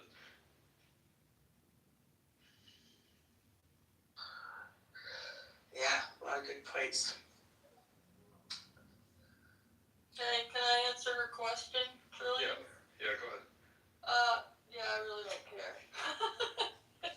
I mean, I'm enjoying listening, but, you know, I've been to Fort Huachuca. My ex-husband was a Army intel officer. He used to go TDY there. He was going to get stationed there, but he didn't. It's in the middle of nowhere. I can't imagine being stationed there, but you know, they have the visitor center thing, so people can go there because it has to do with the Indian Wars and stuff. I think it's been there since 1870 something. But anyway, that being said, I like listening to your theories, but at the end of the day, for me, I just care about what they're doing to me because of him dying. You know, now we're getting, you know, TPUSA at all of the high schools in Texas that will be geofenced, I'm sure. So every time I drive by the high school here, because Governor Abbott already threatened the educators in the school districts that if they try to push back on the American Freedom Club, which is what they're calling it, he will sue them. So I find it interesting, all these different theories. Do I believe Tyler Robinson did it? Absolutely not. Is there a possibility Charlie's living somewhere out in Valhalla, wherever that is, near New Zealand? Maybe. I have no idea. She doesn't act like a grieving widow. She's a weirdo. And, yeah, that. To me, it just looks like a money-making machine at this point, trying to... Well, they have this thing planned out, really, for years, just in case. Like, here was their biggest issue. Remember when they killed Michael Jackson? Well, Michael Jackson was putting his name on the rights to all of this really valuable stuff, all of this IP, right? His music, he was buying it up from, you know, the Beatles stuff, right? He was putting his name on just as it. Yeah, I mean, I remember that day. Absolutely. Guess whose name was on all of the TPUSA, TP companies, like, you know, TPUSA, TPI. Guess whose name was all over that? Every single one of them was Charlie Kirk. His name was actually on all of the registrations. That shit belonged to him. The problem is, this thing became so much bigger than like a political action committee, you know, on college campuses that like Charlie Kirk, like it was like not something they wanted Charlie Kirk to own if they were going to continue piling hundreds of millions of dollars into it, especially because he has shown a propensity to not always go along with and side with the people giving him hundreds of millions of dollars.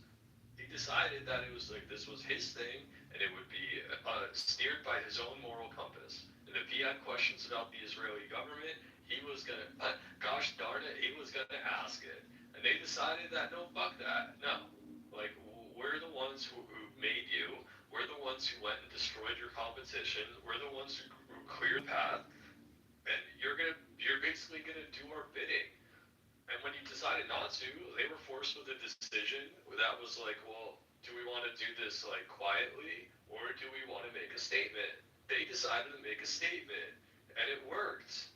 Like, you know, people, you know, what do they have to gain? Well, now that they're like, Erica's telling you, we've never been bigger. 5 billion views. Like, TPUSA is bigger after Charlie's death than it was during his lifetime. They won. They got exactly what they wanted out of it. And now they have Erica Kirk running the thing. The fuck is she gonna do? She's gonna go and take a bunch of arrows for all their financial indiscretions. They're gonna try to like mop this whole thing up and make it into a real thing. Because under the guise of this entire thing, what it is, it's a machine to get more for elections. That's it. They're recruiting like who's gonna go stomp, who's gonna go be good influencers, and so on and so forth, right? Because they're collecting all this information. They have a candidate pool of all of these colleges throughout the entire country. Can you think of anything more valuable than that? You know, they're combining it with all of the voter registration stuff. They're partnered with like L2 and so on. They got Erica Kirk's mom making spyware for them. I mean, they put themselves in like a very powerful politically potent situation. But And you Julie, can't. how long can this last? I mean, so he died on Wednesday. Friday morning, I was getting text messages from so-called Erica Kirk asking for Asking money. for money. And then I was getting emails a couple of days after that. So I'm assuming, because I probably donated to Trump back in 2016, because I haven't donated since then. So that's probably where they got my name. Because I'm always getting, Trump needing money and whoever else. Yeah. Really poor taste. I mean, the guy hadn't even been gone for 48 hours yet. Yeah, it's crazy. And then I look at the first show back, we just tell people, and you can tell us about the Amfest. Within 5 minutes of them starting the show, like the very first one they did was on the 12th. So they took the 11th off, and it was September 11th, of course. But September 12th in the morning, bright and early, they get on the stream. It's Jack Kosovic, Andrew Colvett, Blake Neff, and Tyler Boyer. In 5 minutes, they're asking for money. And half the time throughout the fucking thing, they're asking for money. But they say it very nicely. They say, we've honored Charlie. You have honored Charlie with another $1 million donation. Like, this is their crazy, like, fucking mega church, like, crate bullshit. But yeah, go ahead, tell us about it. Well, I mean, and then I'm looking at, I've never really followed Charlie because obviously I'm older, but, I remember, TPUSA was all a bunch of college kids, their spokespeople were all these cute little college girls. And then, the old people started going, so then they had this Amfest thing, right? I mean, I looked at clips just on my feed, and it's full of all these old people, and then you see these young people asking questions about Israel. I remember the focus group that Charlie did right before he died with these, it was a focus group with leaders from different chapters, and every single one of them was asking about Israel. I just wonder, with the awakening of the younger generation, I mean, even the boomers, and I just had this big discussion with my son at lunch. Not the boomers that are still watching Fox News, obviously, but you can even see it here on X. More and more boomers are getting into these spaces and talking. How much longer can this grift continue? Because the American people are sick of these. I think a big portion, and that number grows every single day. Look at what's happened in the last 2 years. I can remember I would go into ratio somebody's post, and I don't even have to do that anymore because when I click on it, there's already 1,000 other people that's already, giving them a piece of their mind. So I just wonder how much, another year, another 2 years, when will this implode? When people will actually catch on to it has nothing to do with God, although, these movements love to use God as a way to brainwash you, make you feel guilty, ask for your money. I mean, I remember my poor little grandmother, her channel wasn't on Fox, obviously. It was on the Christian network with all of Tammy Faye and all of them, and us having to tell her to stop sending them money, that they lived in $1 million houses while she never even owned a home. She lived in a 2-bedroom, 800 square foot little tiny house, I just wonder how much longer they can continue the grift. Is this going to be a Forever. forever grift? They're is never it? gonna, as long as the money comes in. Well, Yeah, that's my this is a point. forever Do you thing. think there'll be a time when people will catch on to this? I mean, people caught on to the fall. We're caught on. Oh shit! I almost removed. Sorry about that. I almost removed Honey Badger. Yeah, Sorry. I'll be quiet after this, but No, you're fine. You're fine. people did catch on to the the Christian network and sending money and Tammy Faye and all of them. Eventually it happened. So I mean, I'm not saying it's gonna happen tomorrow.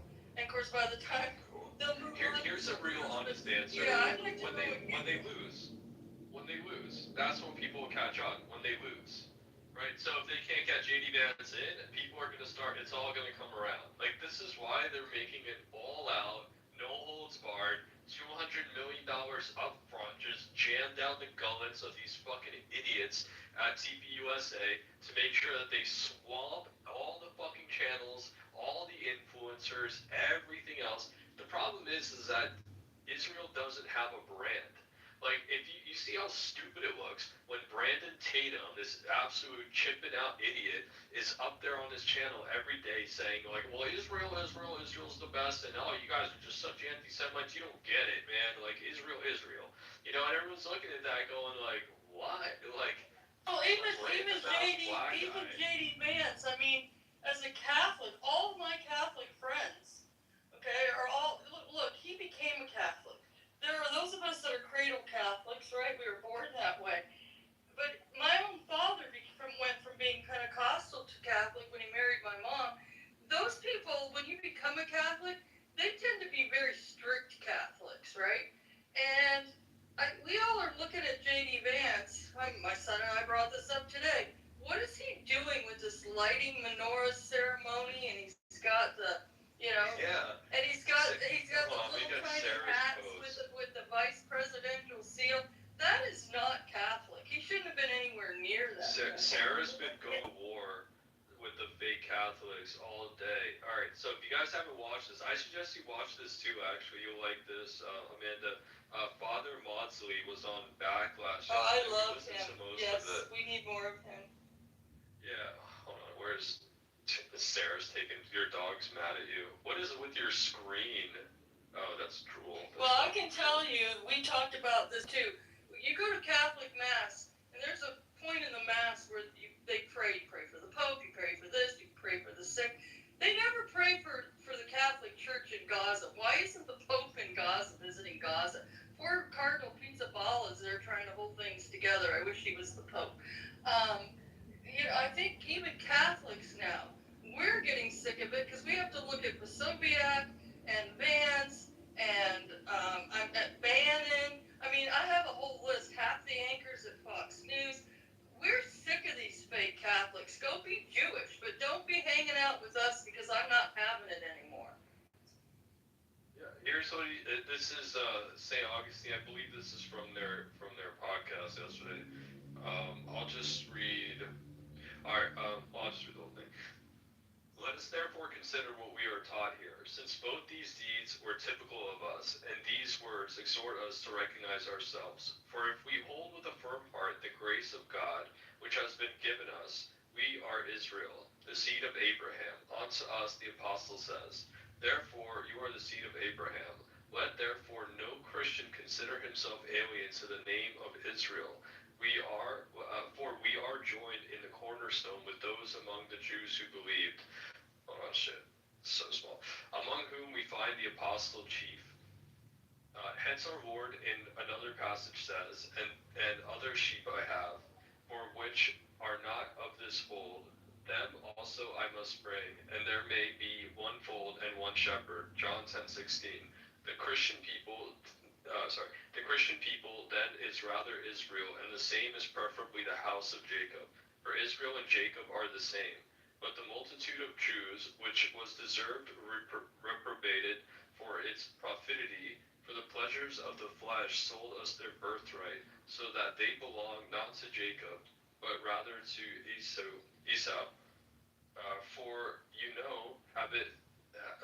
For you know that it was said with the hidden meaning that the elder shall serve the younger. put on. This is not the one that I wanted to actually fucking find. Anyway, point is, right, all this bullshit about like Catholics lighting the menorah. Oh, and add, it's all nonsense. yeah, add Last- Abbott and DeSantis to that list, okay?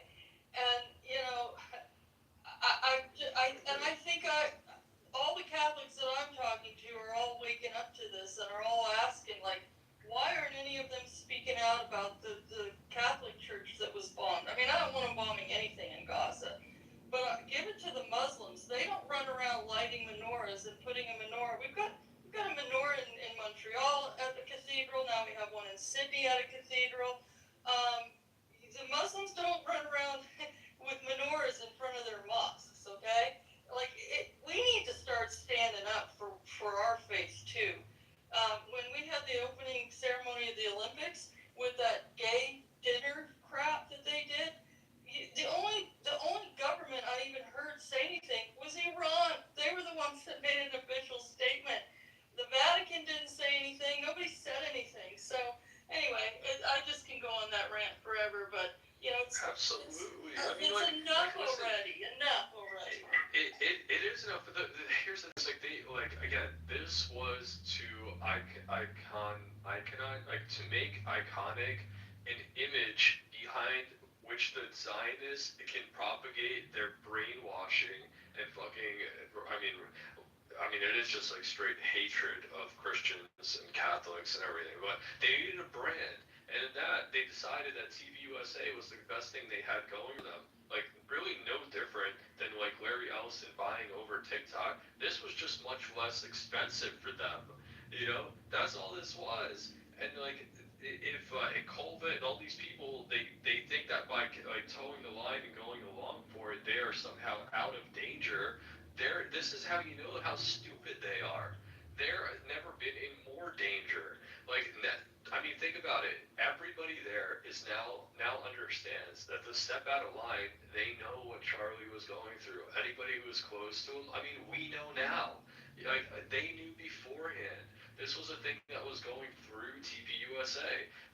Andrew Colvett and all these, like, they understood that their job was to kind of like, you know, toe the line and like, you know, be that side of TV USA that was like more amenable to what the donors' interests were. This is why I can't stand people like fucking Andrew Colvett. The guy, like, he really has no opinions unto himself. Like, he's really there to be like a mediator, to be like a PR guy. Like somebody mentioned that, right? Like, I don't know if he is the PR guy, but it's like client relations. The client is always right, and the clients are the donors.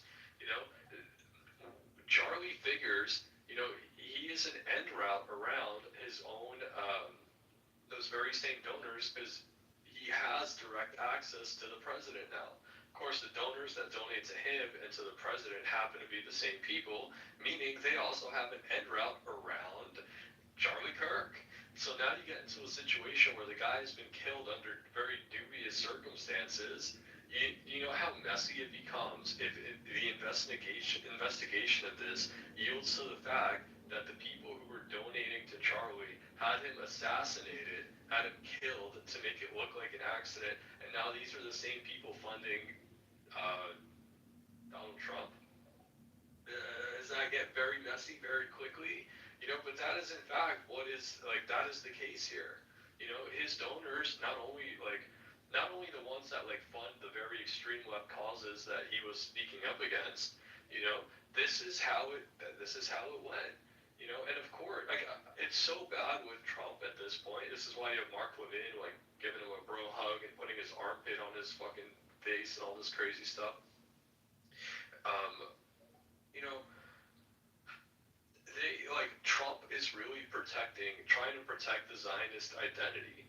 First off, he's one of them, and second, he thinks that he has more to gain, or the nation somehow has more to gain by like fostering this relationship, this like incredibly unhealthy, we see it as incredibly unhealthy relationship with Israel. But even if you were to tell him point blank, right, like given what we've seen with Miriam Adelson offering him $250 million and all of that, why she offered him $250 million to run for a third term? Like, do you understand? For our rule of law, just see that Trump gives them everything that they want. So even if it was put to Trump, like, let's be honest for a second with each other, okay? Even if Trump was told in a skiff, behind closed doors, Netanyahu came and gave him the news himself that, yeah, you know what? It looks like there was this a team of assassins or whatever that got this like technology and they used it to kill Charlie Kirk on U.S. soil. Trump would keep it a secret. He wouldn't come out and just be like, oh, guys, this is a bridge too far. I can't believe you would do something like this, right? And then like excoriate them to soil the relationship with Israel. This is why, you know, the only thing protecting this case from being truly properly investigated and for the real culprits to be found is some tangential, at least tangential, relationship with Israel. That's what's protecting this whole thing. Otherwise, why wouldn't they at least investigate it? Now it's been made very clear, publicly known, that Charlie, a day or two prior to him being killed, wrote that they're going to kill me. And that doesn't, like, reinvigorate any kind of investigation. They don't even want the phone. They're like, Erica, you keep it. That's fine. Like, we don't even want it. We don't even want to know that he said that. That's why they had to summon, like it or not, you know, and this isn't even, like, because Israel is evil. Like, Israel is evil. But I'm telling you, they did fold these, like, Israel into the killing of Charlie Kirk because that is what ultimately protects it from being investigated. There's no other reason. Nobody believes that Tyler Robinson killed Charlie Kirk. Nobody believes that. No one. You know, I mean, except for like two, like, I don't know, like Nick and like basically people who don't know anything about the case and like don't care and they just want to do their own content and think this whole thing sucks. Like, those are the only people who think Tyler did it. But yeah, anyway, that's how I'm so sure that at some point you were going to find Israeli fingerprints all over this thing. Or at least in some part. Like, I still believe that they use technology from the battlefield. And crazy to me is I think that probably after the fact, after Netanyahu goes out and does his like whole tour about how they didn't kill Charlie Kirk, I think he was told. I think ultimately, like, at the end of the day, maybe, I don't know, if, like, Erica would have been told after the fact that, like, hey, yeah, you know, this is what happened. She certainly doesn't seem in fear for her life. I mean, why wouldn't she be in fear for everybody else in her organization who apparently all agrees with what Charlie was talking about? Like, if his words got Charlie killed, why isn't she in fear that, like, by continuing the work that they're doing, it puts more people in jeopardy? She's not worried about it. Like, they know that the threat doesn't exist. Now we have to believe that, like, Tim Pool's life is in danger, or like Candace's life is in danger, or somebody, but like not anybody at TPUSA. Everybody is safe here, you know. So it's like, what if his message is fundamentally gone unchanged, and that is the message that got him killed, and those people are still out there, less Tyler Robinson? Then why is nobody concerned? Wouldn't that be incredibly concerning? I don't know. Like, it all reveals itself in the behaviors and all that shit. After the fact. But anyway, do we have a new person up here or no? Gio? Hello, how are you guys doing? What's up, Gio? Can you guys hear me? Yes. So I just came across some interesting things, regarding Israel. I noticed that they get a lot of their power through division. And that's what they focus on. It doesn't matter if they're Muslim tribes, they'll go in, they'll infiltrate, the left and right divide, they'll use that to pivot us against each other. And right now, their walls are crumbling, and I think if more and more comes out about this Epstein thing, that been exposed that this was a honeypot offer conducted by Mossad, 100% positive regarding that. And I think when Jeffrey caught said they wanted a piece of the pie. I believe it was in 2007, and then I think they started joining forces together, started working together to blackmail the elite. They didn't want to give up all taxes, and if you can't, the limit are compromised. You are going to stand him. Then he pardoned that Democrat in Texas, and then Trump was in awe that he was running again as a Democrat. The puppet master, and that's Israel. They want to keep as many pieces on the board. I'm going to overbeat this. They'll be bullet for them to turn on any of them. It doesn't matter if they're Republican or Democrat because they serve. That's Israel. And Americans need to realize that we are being duped. And I got to make sure these files come out. We can't get complacent with some stupid shiny object shit that's going to get us or distract us into a different direction. We need to focus on that. This is the major one that's going to set us free. Well said. Yeah, well said. Absolutely. You know, we gotta just stay focused. You know, it's true. Like this, it's that important. You know, like I would have taken it as at least a show of good faith. I mean, come on, like at this point, they're just like insulting everybody's intelligence. You know, pardon the pun. You know, like their intelligence is like off the charts. They're interconnected with everything. They know what everybody is doing, and supreme intelligence. But like we're all a bunch of fucking groveling retards, as it turns out. Like that's how the government sees its people. Just a bunch of groveling retards. Like we're like the people are the weakest link in this entire equation. Not the government. Not people like Kash Patel. Not people like Pam Bondi. Those people are somehow exceptional. They're not. Like these people are like they're terrible. I bet we could find people in this space right now to do a better job than either one of these shitheads have done thus far. I mean, it's not that hard, right? Like if you're law enforcement, go enforce some goddamn laws.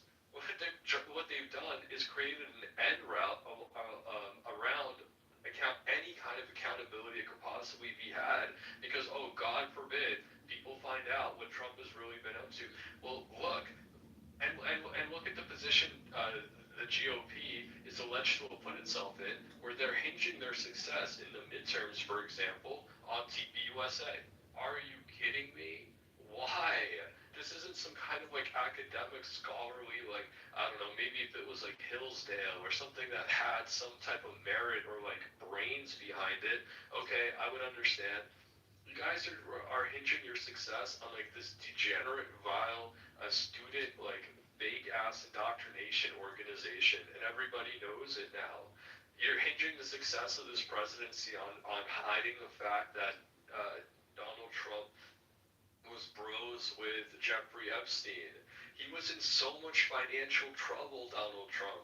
He was over $1 billion in debt, and that was like, I think back in the 80s. I mean, it's like a number equivalent to like, I don't know, maybe $2 or $3 billion in the hole.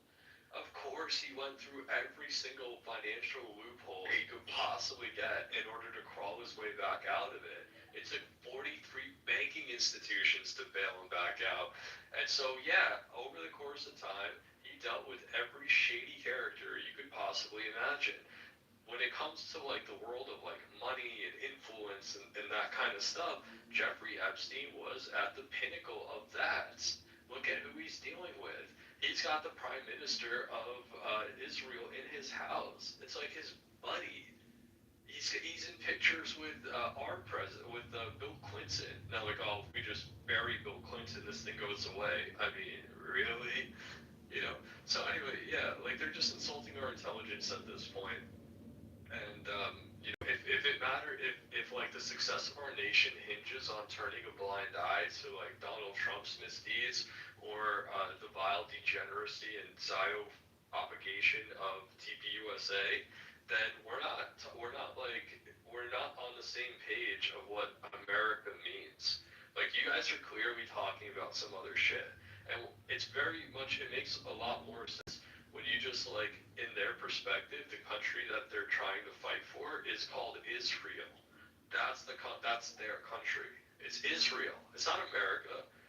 You have an IDF officer, a rich IDF officer, like one of the wealthiest, right, from Las Vegas, come up in front of the nation, not in a dark room somewhere, in front of the nation on camera, and straight up tell Trump that she wants him to run for a third term, and if he does, or found an end around our Constitution so that Trump can run for a third term, and for that she'll reward him with $250 million.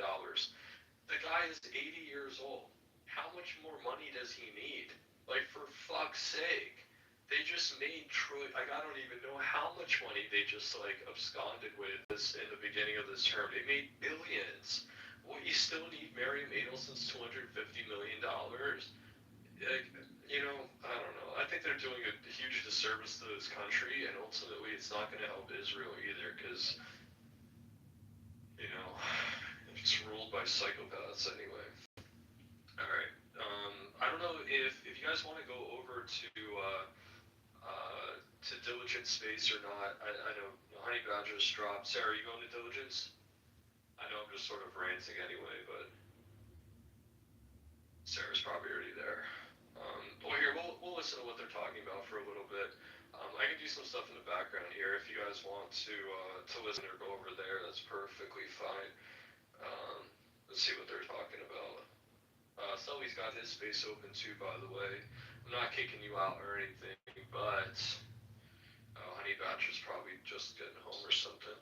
I'm pretty close. Like, every time I'm in a good place, it kicks me. And like, actually, I just couldn't open my microphone. So that's why I took a lap. But, have you guys ever, like, sometimes if you look at things very simply, it just sort of makes more sense. And does it ever occur to you when you're looking at the cabinet, and of course we know that Dan Bongino, like, voted himself out. Does it ever occur to you that it's like we're watching The Apprentice again? Everybody in his cabinet. Hey, Honey Badger, did you know that Andrew Colvett actually worked for the guy who produced The Apprentice?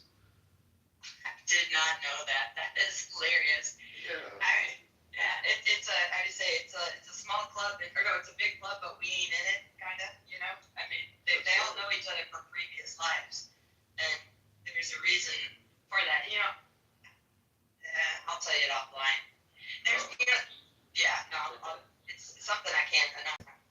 People that that it's like nothing you happen to know by chance, but if you say it in the space, that, but I'll tell you later, I'll tell you offline, I'll tell you whenever you Telegram, like, take my. Oh, yeah, that's right. I'm gonna force you on a Telegram. Maybe we will do a Telegram thing. I know it's easier to share screen. Someone told me to do Discord, but I think we might do a Telegram or something so we can collab or do cool stuff. So yeah, go ahead. I didn't mean to interrupt you. Yeah. And so I think that all too often, how soon we forget people, like how people got into the positions that they're in and everything, their body of work prior to where they're at, So even for example, when you think of Charlie Kirk, 17 years old, totally moldable, corruptible, or whatever, his first job was Blaze, if I'm not mistaken, or the first person to take him under his wing was Glenn Beck, a devout Mormon that he is. But then you see how, I imagine that I always have thought of Charlie as just a guy with aspirations that wanted to make something of himself and perhaps wanted to change the world. There is nobody in the world that's more vulnerable than that, I don't think. And so when we talk about him in his life and all of the, like, even his beautiful wife, you can kind of see where he was, how do I put it?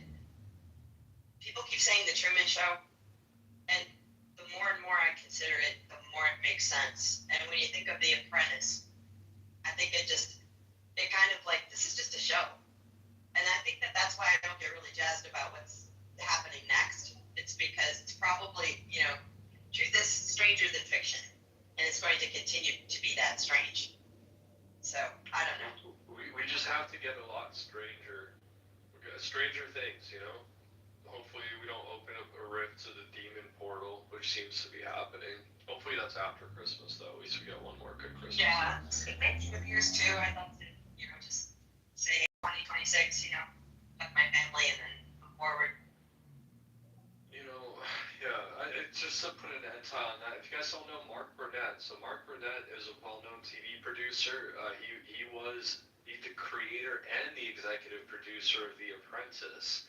All right, and from 2014 to 2015, Colvin served as the vice president at United Artists Media, um, which is one of Mark Burnett's companies.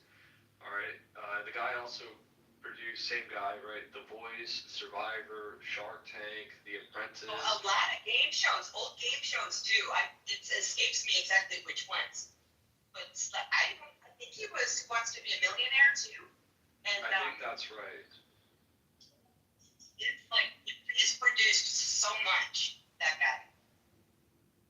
Well, and that's the world that like Andrew Colvin comes from, and it's always like vice president, like CEO, like the guy has always had.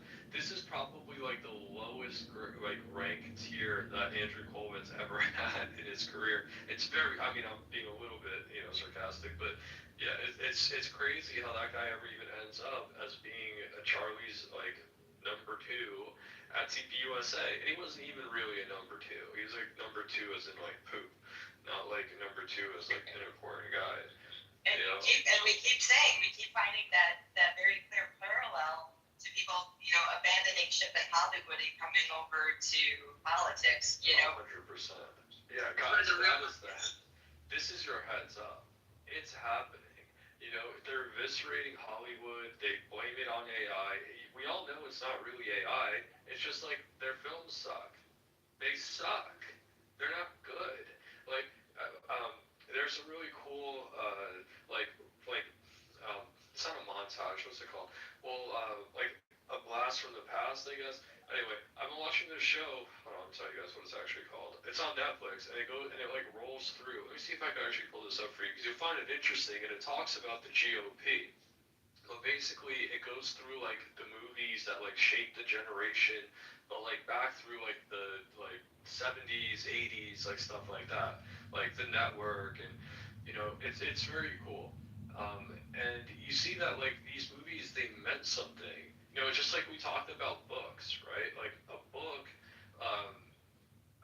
it was like a big deal, right? Like now anybody can just go and publish something, and but like a book was like a big deal, and so were movies. Like now it's just like some kind of indoctrination filth and just some scrapped together like half cobbled. There are still some good movies, but they're not really reflective of the generation. They're not a commentary. Yeah. Which is the greatest movies you've ever seen? Like personally, to me, my favorite movie of all time is 12 Angry Men. And one of the things that makes it my favorite is not that it's just in black and white, but that every time that I watch it, I pick up something else. And it depends on the age I'm at. I watched it like through. Yeah.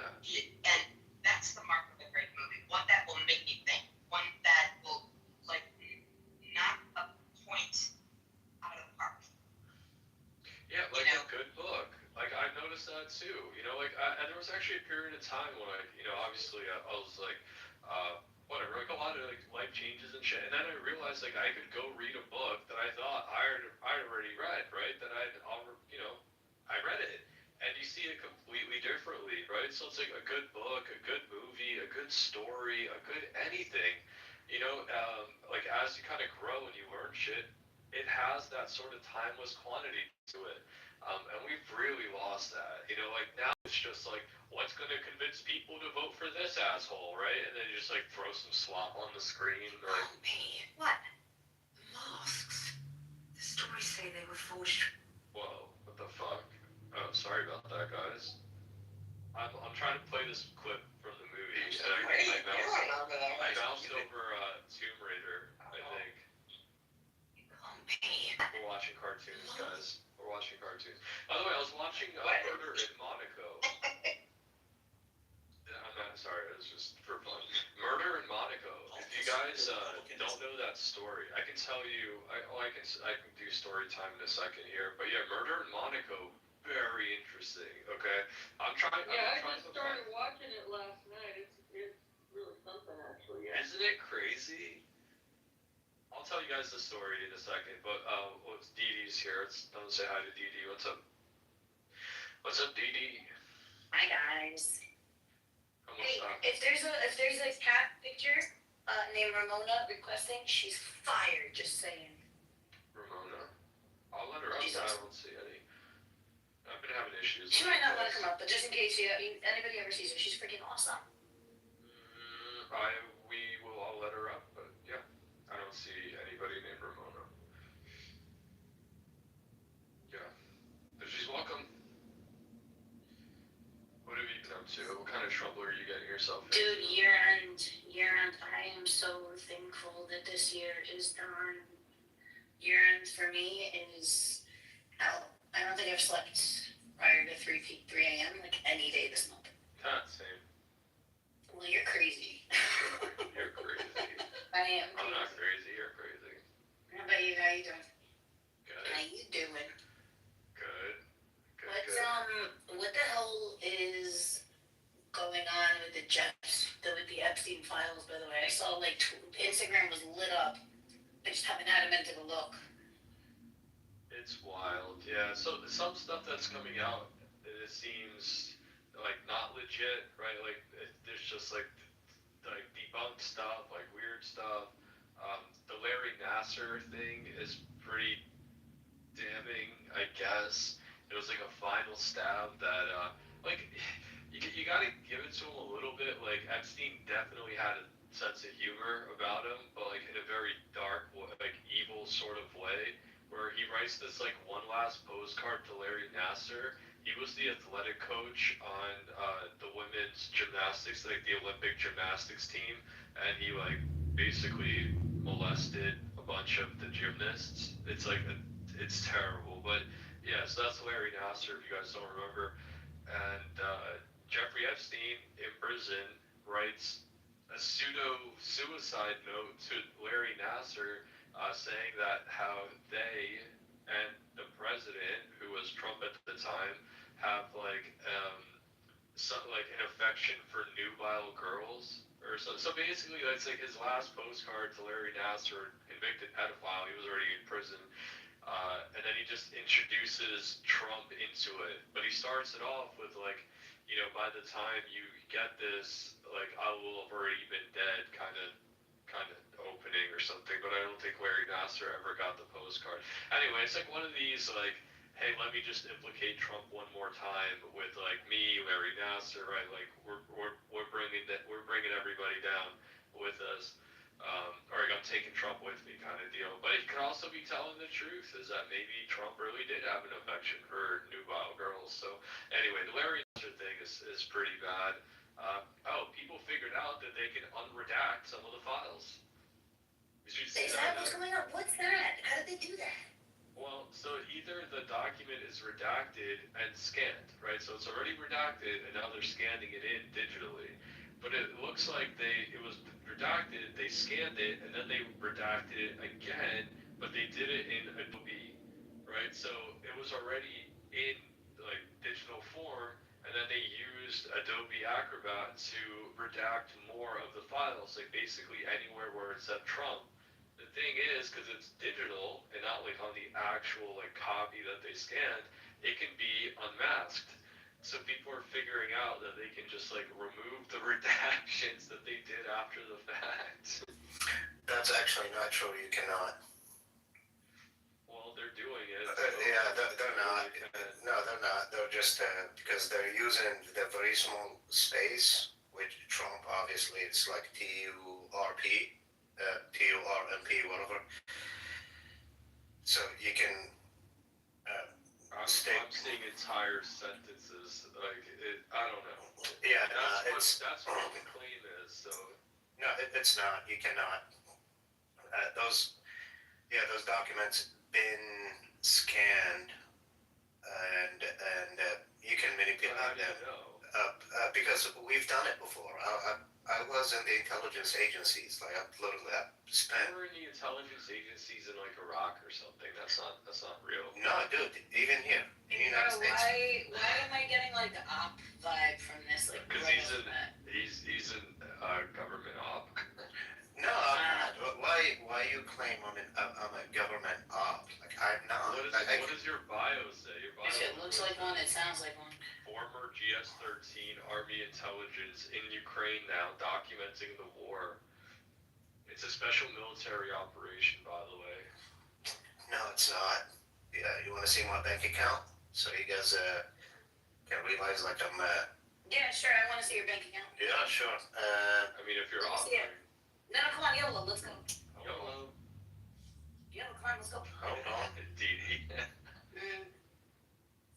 Follow me, follow you, so I can send you a No, screenshot. I'm good, I don't need to follow Just up. You post just send it. it to me, my DMs are open. Oh, your DMs are open? Okay, cool.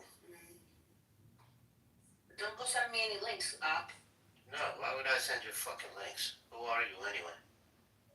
She's I'm just not an op. Yeah, me neither. It's redacted. Me neither. I'm convinced. It's redacted.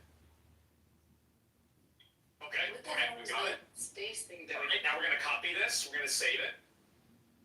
And this is from the government website right here, justice.gov.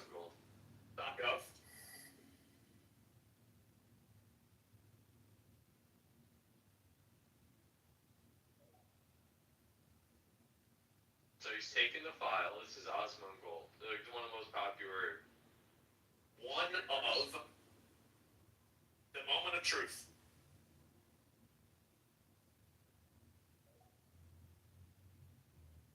Trillian, your playback is ass. You can't hear it? No, bro. Huh? Okay. No. Wait, you heard nothing? Yeah, can you hear it? I hear every other word. Oh, okay, then that's bad. Let me restart it. I could kind of hear. I've noticed that like sometimes I can hear it, but like nobody else can.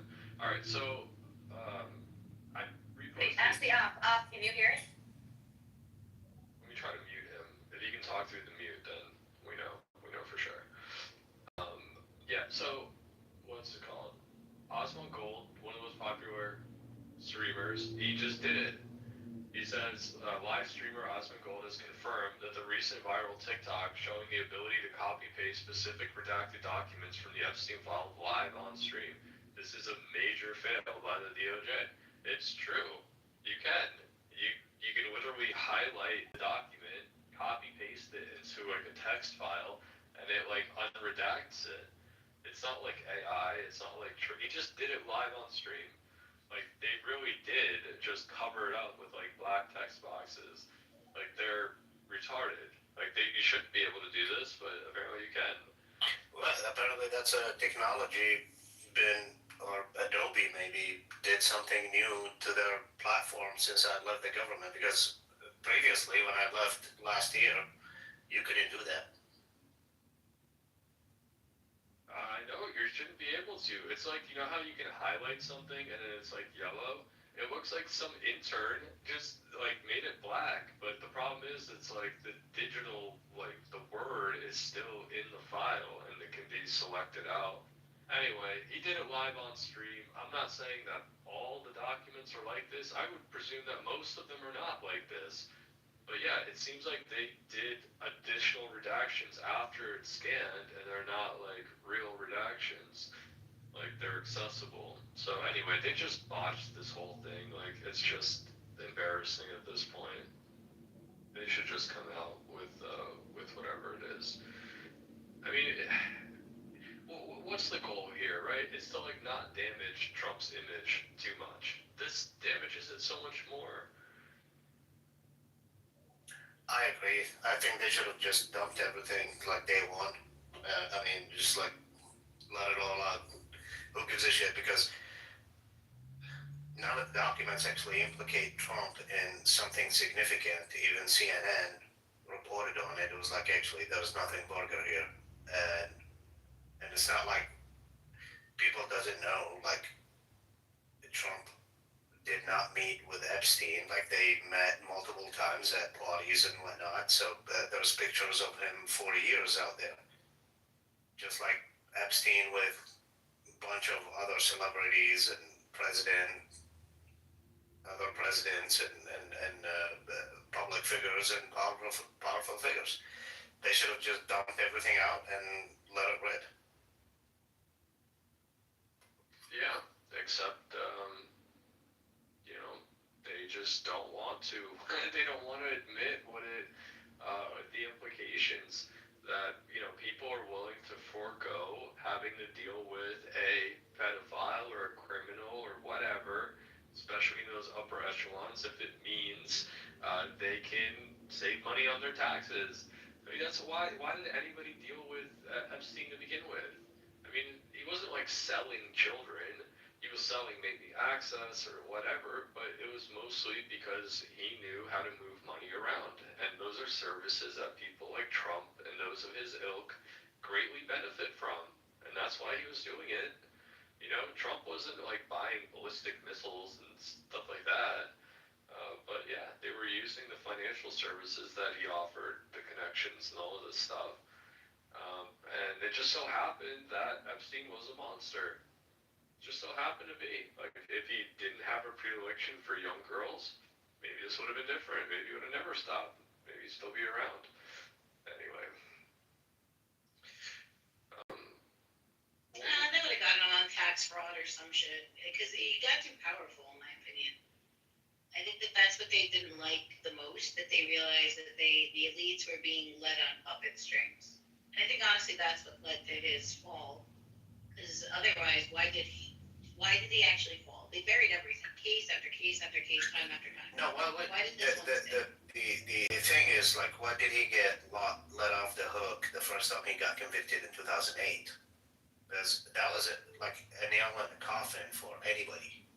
But he got almost scot-free. Girls. The lawyers, like there was a lot. There was like 40 or so witnesses at that point. But the lawyers sort of cherry picked, I think 3 or 4 or something of like the most. They told their clients that they have enough here to make sure that he never sees the light of day again. Like they thought they were about to put Epstein in prison for life. And then he comes out with this like 13-month slap on the wrist, so like this crazy stuff, and that's when everybody started being like, "What the hell is going on here?" You know, and of course you guys know the Acosta You know what? story. Also, Trillion. Like, why did Israel leave him out to dry? It's so They could have bizarre. saved him. Well, Ari Ben Menashe was asked about this. He goes like, "Why do you think like they could have waited another year? They could have done it 2 years prior. Like what was it about 2019? All right, the 2008 one, the slap on the wrist. All right, but after he gets out, happens to be the same year that Netanyahu comes back into power, right? He becomes prime minister, and now he's got Epstein back out. For 10 years, nobody touches the guy. The only thing that happened bad to Epstein over that time was mostly that Ghislaine got sued, but it was because of Megan's laws went into place. They invalidated his passports because he's technically a sex offender, right? But in 2016, they passed a new set of laws called Megan's laws that if you have a crime like that, it has to be in your passport, and it limits your freedom to travel. Not that you can't travel, but you have to like disclose, right? Because sex offender. Epstein tried to renew his passport's 10-year validity, right? So he tried to renew it right before those laws went into place. I mean,